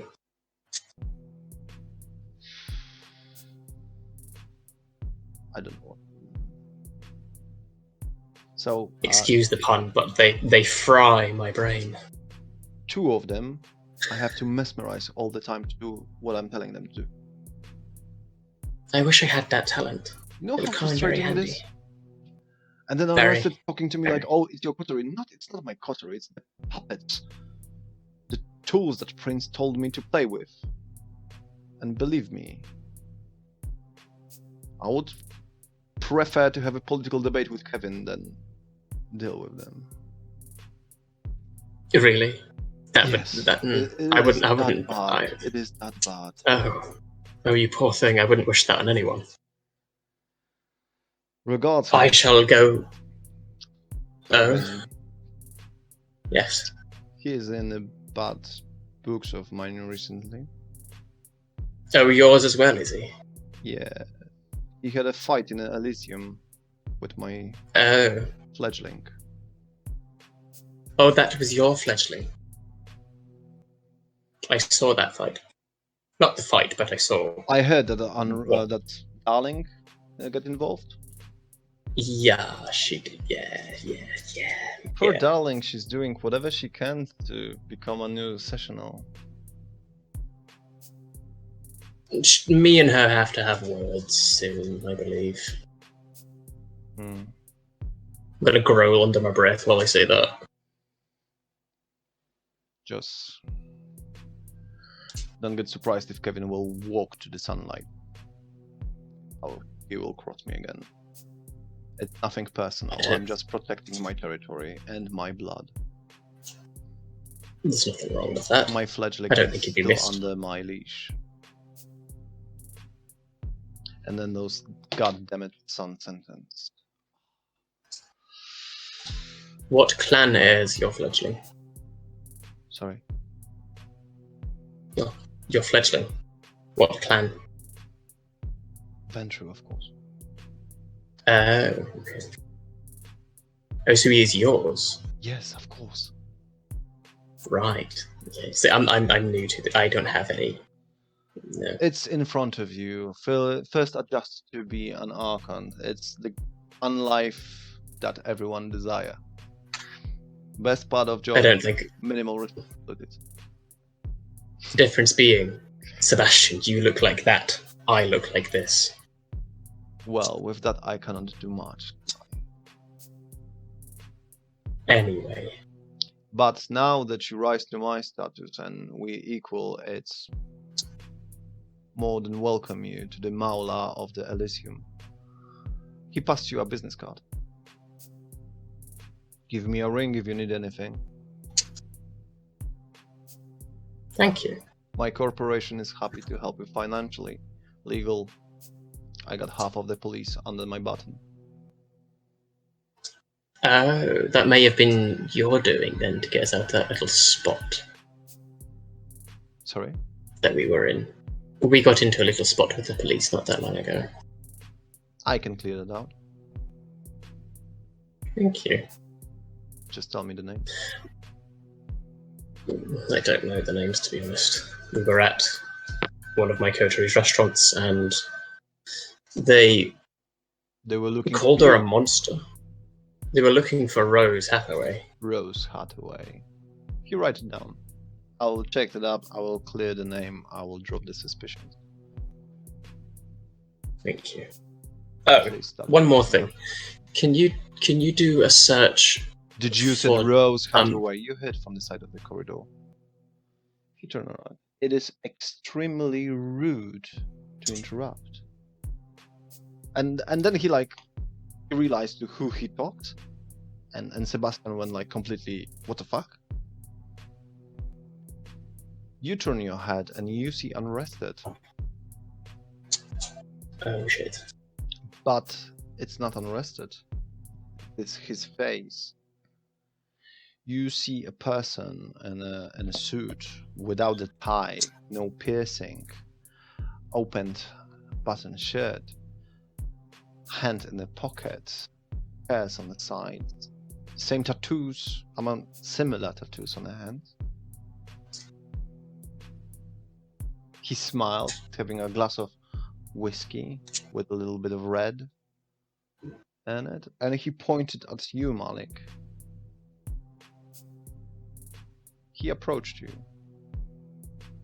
Gentlemen, if I may, I do apologize for the interrupt from my side. He hit with his glass the plastic cup that you're holding. Did you mention name Rose Hathaway, perhaps? No, exactly. Are you? Why is it any of your business? Of course it is. Just... she owe me money. Your name?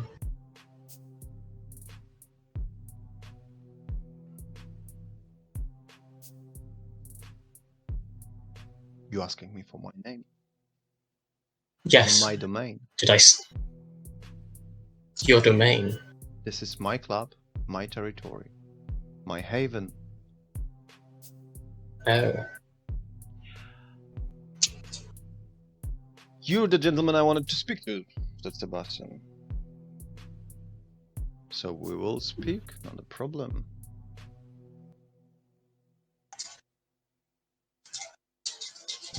My name is Desmond. And yours? Malik. Pleasure to meet you. Same. He smiled. So, I suppose, now that we know each other, and we settled the grounds, I'm looking forward to receive my money back from Mrs. Hathaway. Oh, you're the one that they owe money to. Right. I'm not sure who you're talking about saying they. Note to storyteller, that's my own doing. I say they instead of he or she. I do that all the time. That's a player thing, not a Malik thing. Apologies. Do you want me to correct myself? It's okay. He turned to you like, just pass my message if you may. I sent her an official invoice, yet the money still didn't reach my account. Will you? Yeah, of course, yes. Thank you very much for it. Now, Mr. Sebastian, shall we speak business? You don't mind, Malik. Can I, before he leaves, can I look at him to see if he is kindred? He's definitely kindred. Perfect. Just the fact that he's drinking blood from the glass. He's definitely kindred. Oh, I thought it was whiskey. Okay. Yeah, that's whiskey with blood. Oh. Anyway, of course. Carry on. I'm gonna slap You see away. that Sebastian starts some subject and the gentleman just reach him, which you cannot imagine somebody with a face of unrested hugging someone. It's caused a massive error in your brain seeing unrested hugging someone. Why does he? Sebastian and Desmond left. Okay. Right, where was I? Yes, Lynn Space. Then I'm gonna move back to the main area. Mm-hmm.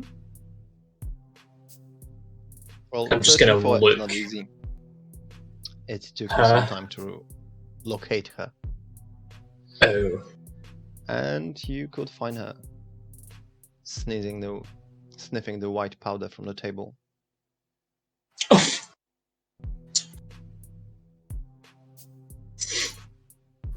Okay, this is going to be a trouble, isn't it?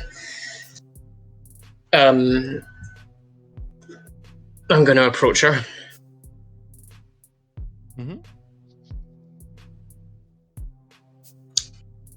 Is she alone? Yes. She's just it's not a sitting table, it's a standing table in a corner. It's like a couple of glasses, just mostly dirty glasses are around. She's next to the wall. There are bricks everywhere. Just From looking at her, can I see if she is kindred? Doesn't look like. Is there any white powder left on the table? Is there any white powder left on the table? Yeah.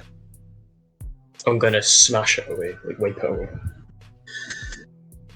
And just She was what the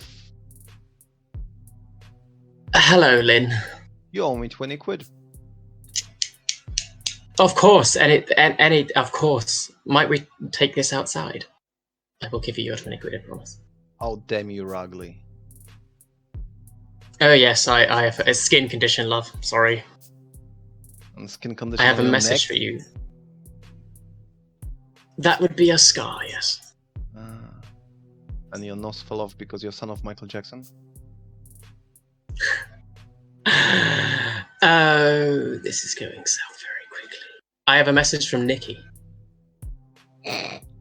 Like Nikki would send somebody looking like you to me with a message. You're really Do you bad know at everything this, about you know? this girl?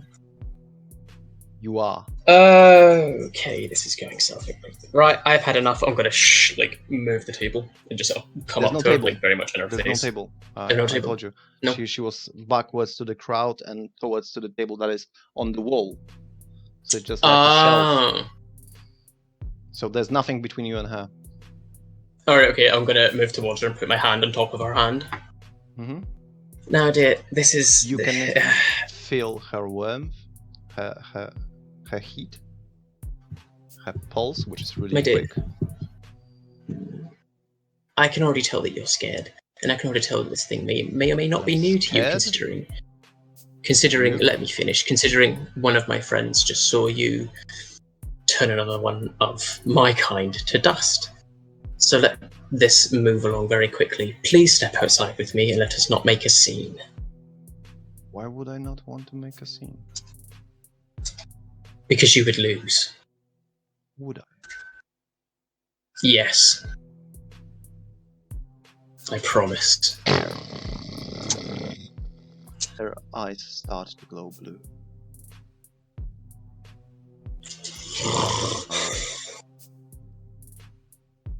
Would I? Yes, my dear. Just sent a message to see how it's going, considering we haven't heard what's going on the inside yet. So just drop in Malik a message, just let us know if you need help. At the moment, he's quite too busy to even realize that he received a message. But yeah, Malik, what are you doing? This could go very wrong. Okay, I have a plan. I have a plan. Right, so stare down. Fine. Let's do it your way. I'm gonna headbutt her. And I'm gonna rapid reflex as fast as I can while screaming, "Catch me if you can, bitch!" Right. Let me check your potence level.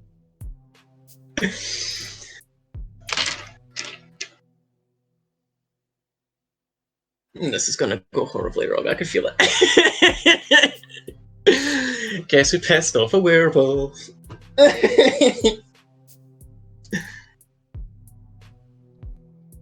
For some reason, I can just do not have a imagine you.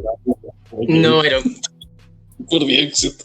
But to be honest, your headbutting her was more of a pain to you than to her.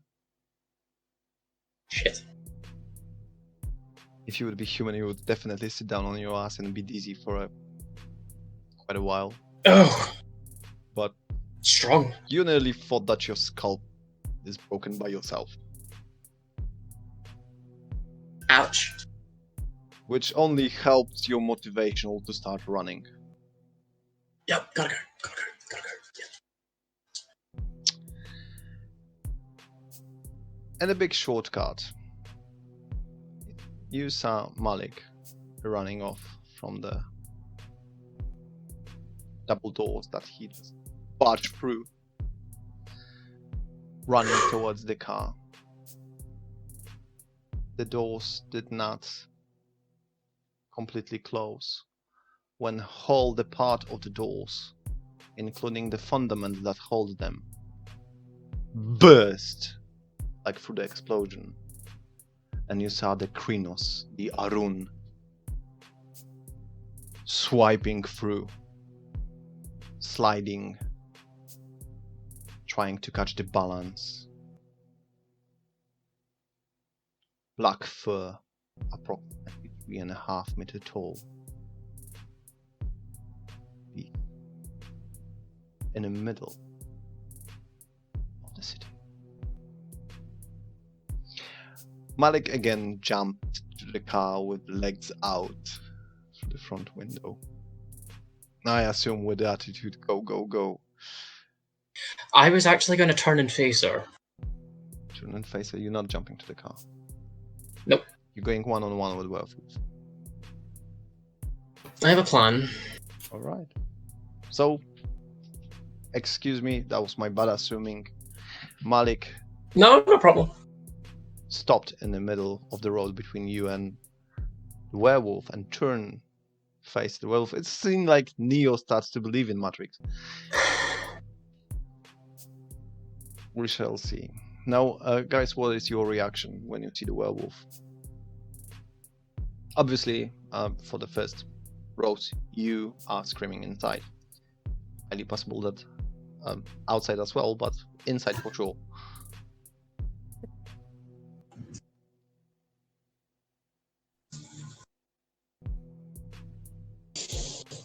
George, what is What the fuck is this thing? I imagine this drops the obfuscate as well. Yeah, for sure. Shit! G, let's go out. We have to help him. And I'm having a deja vu. I move faster than I believe I could ever move, and I'm That's by Malik's side. That's a big poodle. Mm-hmm. What the hell is that thing, Malik? That would be a werewolf, my dear. And I've just picked probably the worst fight of my life. This should be fun. I go out of the car. Mm-hmm. How is the situation? Like, 1 second, I'll describe exactly the situation here. I just want to know, Rose is getting as quickly as possible. Giorgio getting out of the car. Giuseppe.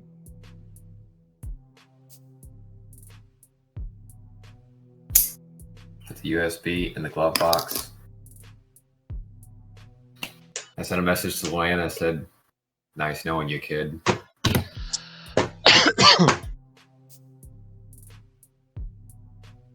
And? I hop out.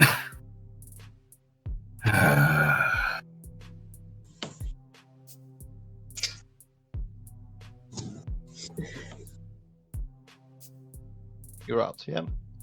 Mm. Alright. So the situation is happening in a lower part of the High Street, Oxford City Central, where from the tunnel that leads to the restaurant Prestige,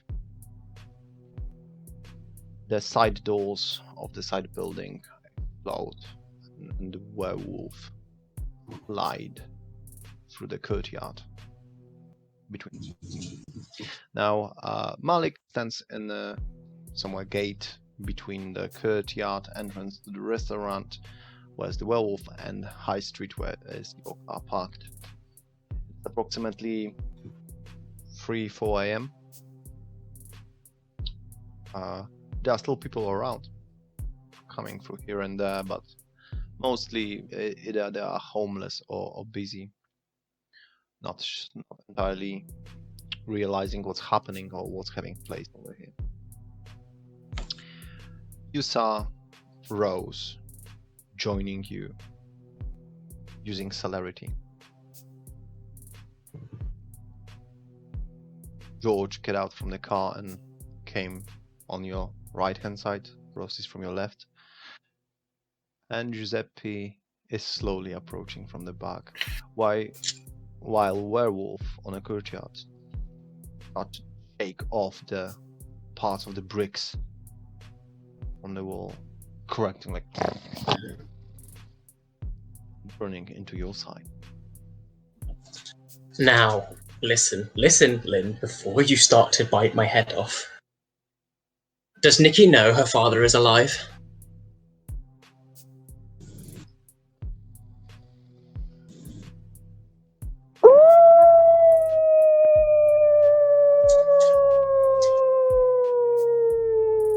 Can't hear the noise you're making, Luke. Start to howl. Starts to howl. You wouldn't want to hurt her father now, would you?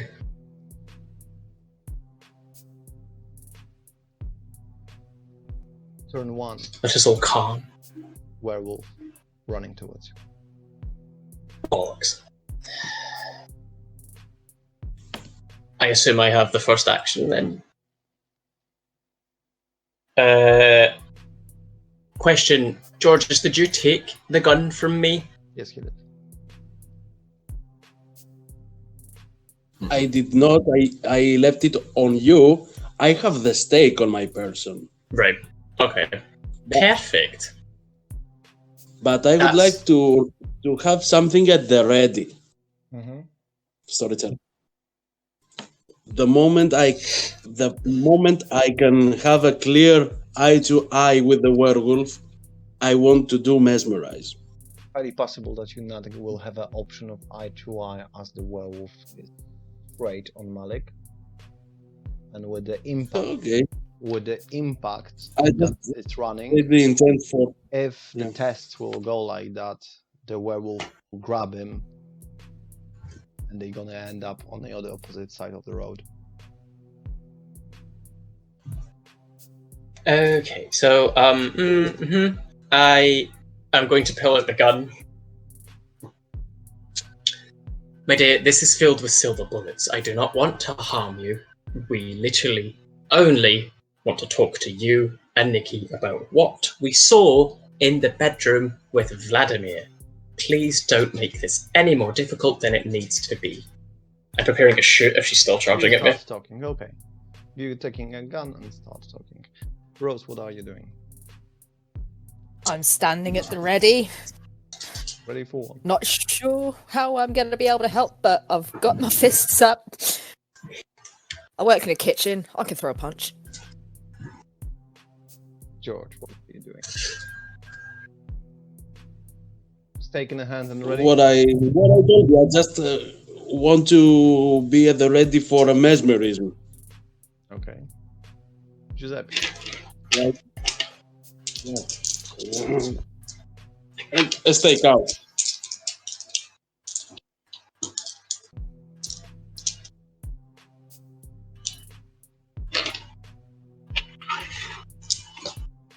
I'm gonna burn celerity and That's your I'm thing. You're going- activating the celerity. I'm going to see if I'm going to see if I can do one of two things: get this thing's attention or jump on its back. All right. I see Malik, you testing the dices. Very smart move.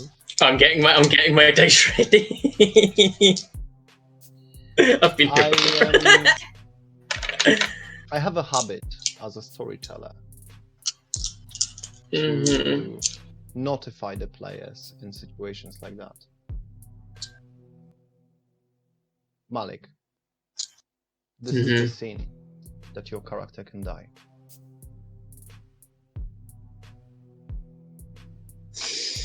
Okay.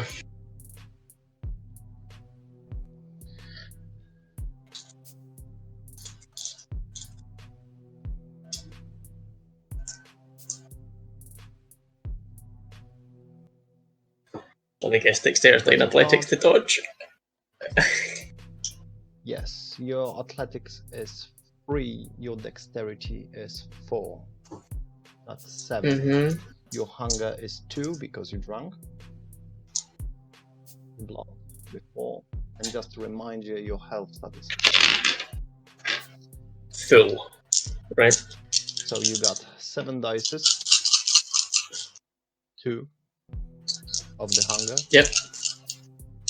We are looking 2 hunger. for 3 successes. 2 hunger, did you say? 2 hunger.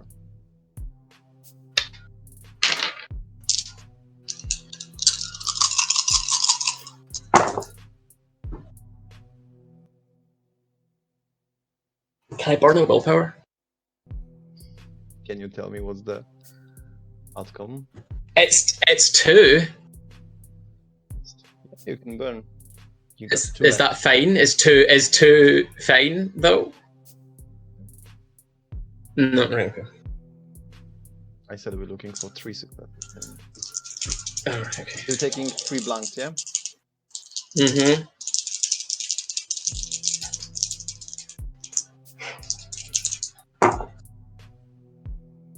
They're all blank. Roll. Right. And that is my last willpower as well. Giuseppe, if you want to interact and try to refocus the beast, as you declared, you can give a test to your animal kin and manipulate. Unless trying to do it in a different way. Describe it. I would like to. I have a couple of questions. I will try to burn a will, and also, is it possible? Is it possible that we can use blood to enhance ourselves, or is that physical? Blood buff. Yeah. In V5, is it allowed? That's what I was wondering, because I'm not sure. No. As if you're doing potence or Blood specs. potence. Yeah, okay. Because I have, Yeah. This I have, it's not blood. I have potence, celerity, and fortitude. Mm-hmm. Yeah. So I want to kind of like buff myself up for this, because I don't know what I'm running into really. But yeah, so what was the first? You got on 2. Yeah, this is how it's called. Mm-hmm. So what was the thing that you had asked me something about animal kin? You said that you want to distract the wolf so like targeting you. For that, if you're doing a natural scheme, it's whistling like the dog and all that kind of stuff. That's animal kin and manipulation. The other way it's a threat level. So it would be strength, intimidation. I'll do strength and intimidation. Can I add my potence to that? Yeah, so you can pump up the strength. I'll do that because I have no You got no manipulation and you got no animal kin. So strength is free, intimidation is free. Plus 2 of your blood potence. And willpower. Check for using the blood potence. Yeah. And then I'm going to also burn willpower as well. Willpower you're gonna throw after the throw we're gonna see. Yeah. Okay. So first a rouse check. Let's do that.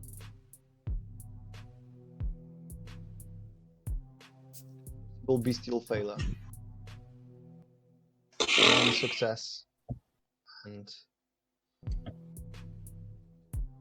you are on hunger 4 now. Therefore, instead of taking your declaration any further, after you boost yourself, you came frenzied. Frenzying now? Yeah. Yay.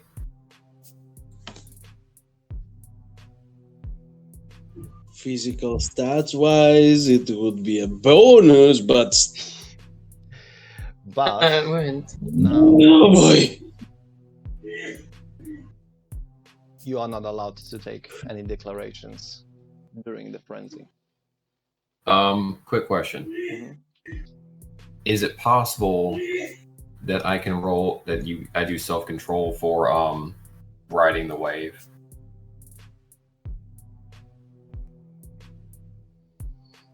I don't know how it works in this game. Or V5, I mean.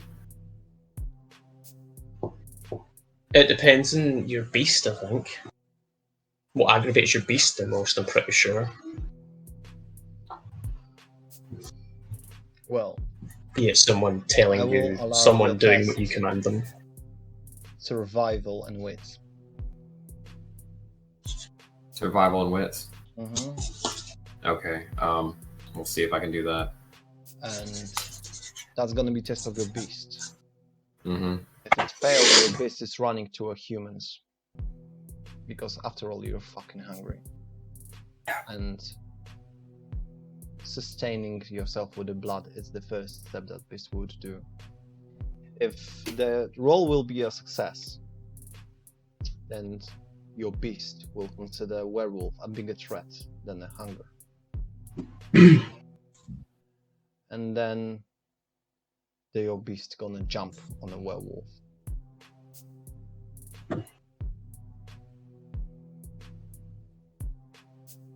Let's go.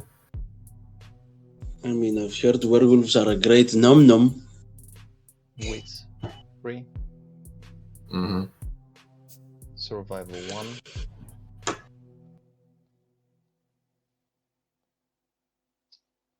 You are during the frenzy, so I'm not counting your hunger points. Just the state ones.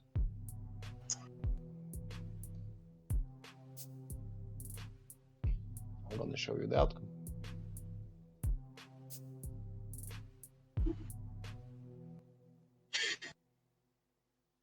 That's not bad, it's 2.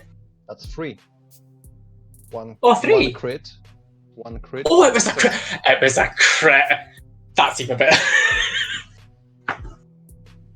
But Rose, you for the first time saw something when oh shit, yeah. Giuseppe for the first time turned into his beast. You saw his eyes.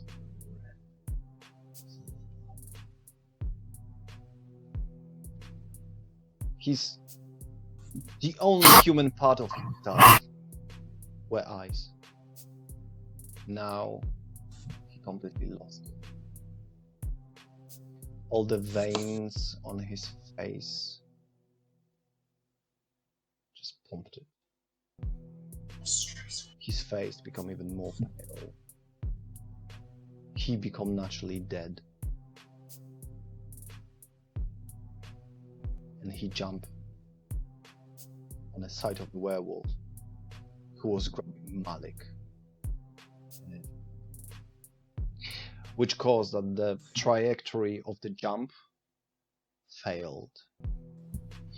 Malik, you feel the claw of the beast when they reaching from this floor and jump with your legs in her jaw. But then Giuseppe, with all his strength, jumped on the werewolf on its side. It was the giant claw rip off your left leg.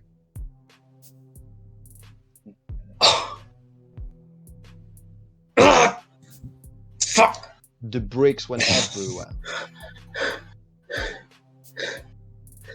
Giuseppe and the werewolf are now in some kind of store. They get in through the side wall.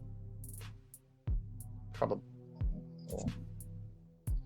Malik, you are on the floor, bleeding, heavily bleeding, and just in agony. This is not a fist. It was not a bullet. It was the jaw of a werewolf. It will not heal quickly, and you feel like your soul is shredded by the ancient war that divides you.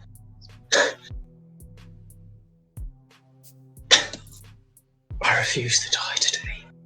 George, because she has... Oh. 1 second, Malik, sorry. Don't interrupt you. It's okay. Josh, what do you do?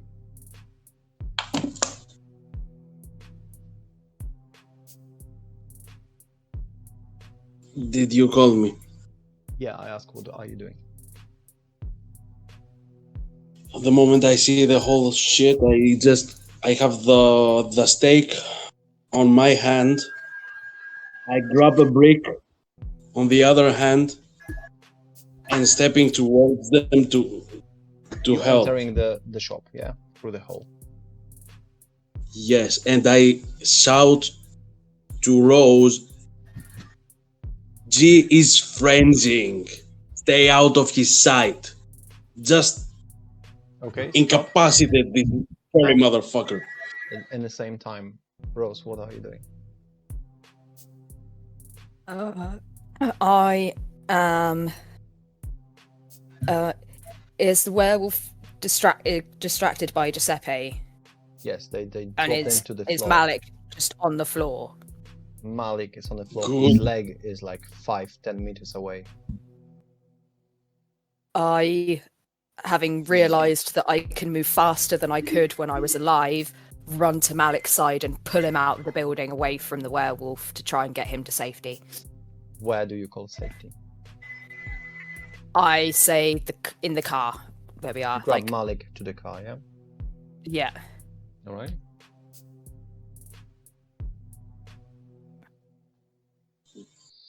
Giuseppe, you have no idea what's happening.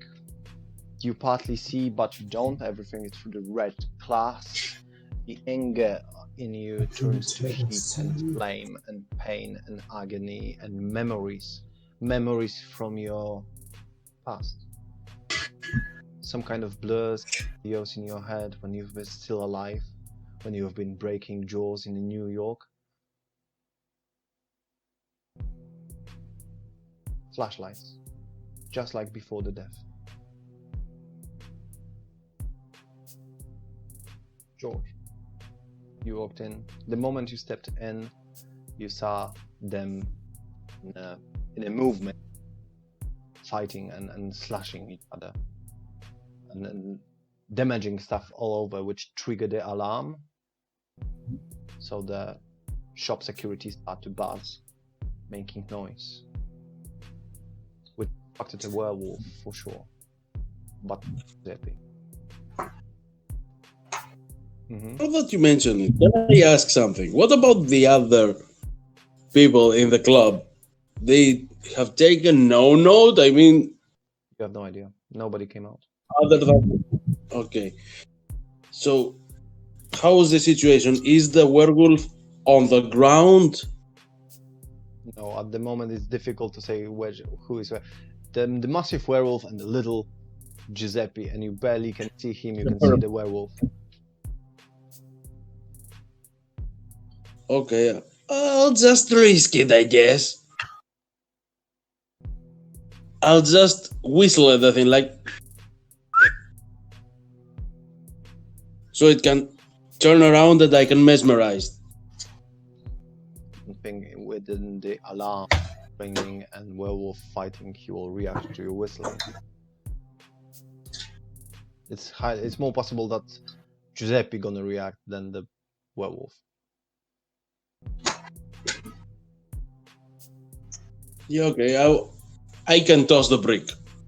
Alright, you're tossing the brick. I will toss the brick so I can get your attention, and then I will mesmerize.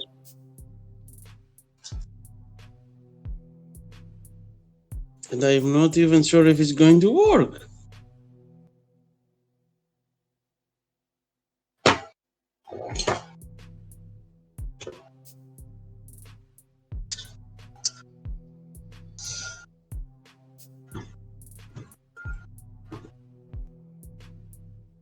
If I do not have enough successes, I can burn a willpower, correct?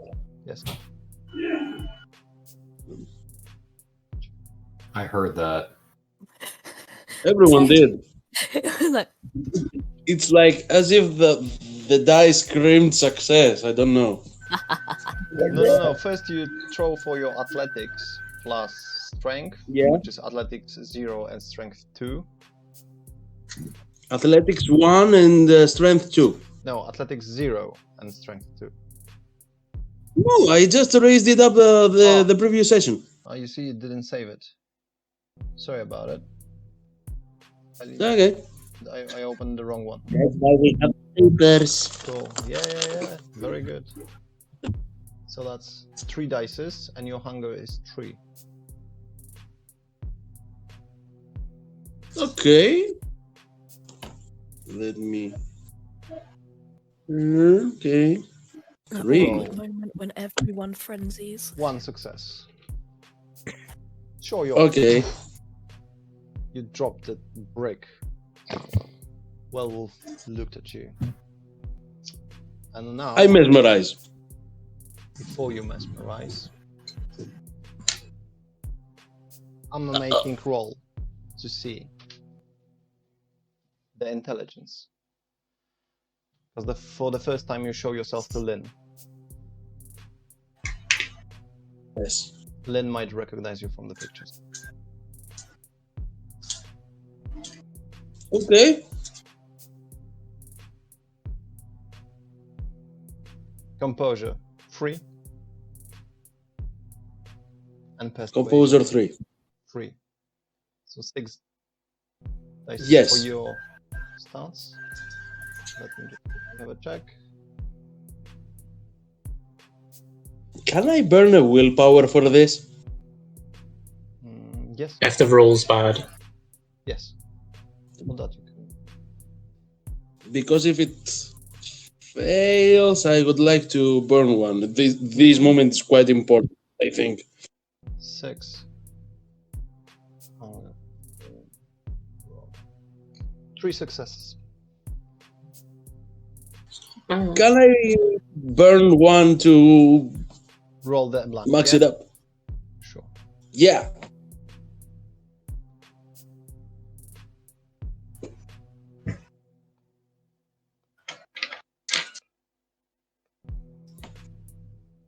One success extra. 4 successes. 4 successes? Okay. Wits 2 plus. Yes. Okay, intelligence 2 actually. Intelligence plus survival. Uh, That's 5 dice. Intelligence 3 with 2, resolve 3. No, I'm talking about her stats. Oh, sorry. 5 dice. 3 successes. You had 4. So you show up, you toss the break. The werewolf turned and stopped snarling. You saw how her skin turned to normal, and it caused her pain. You can see that.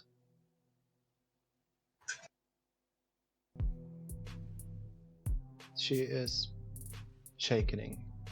She turned like in a second. No broke bang. No, it just to the human being, to the human form. Still in a cloud. She's like, you're alive. Like she know you, like she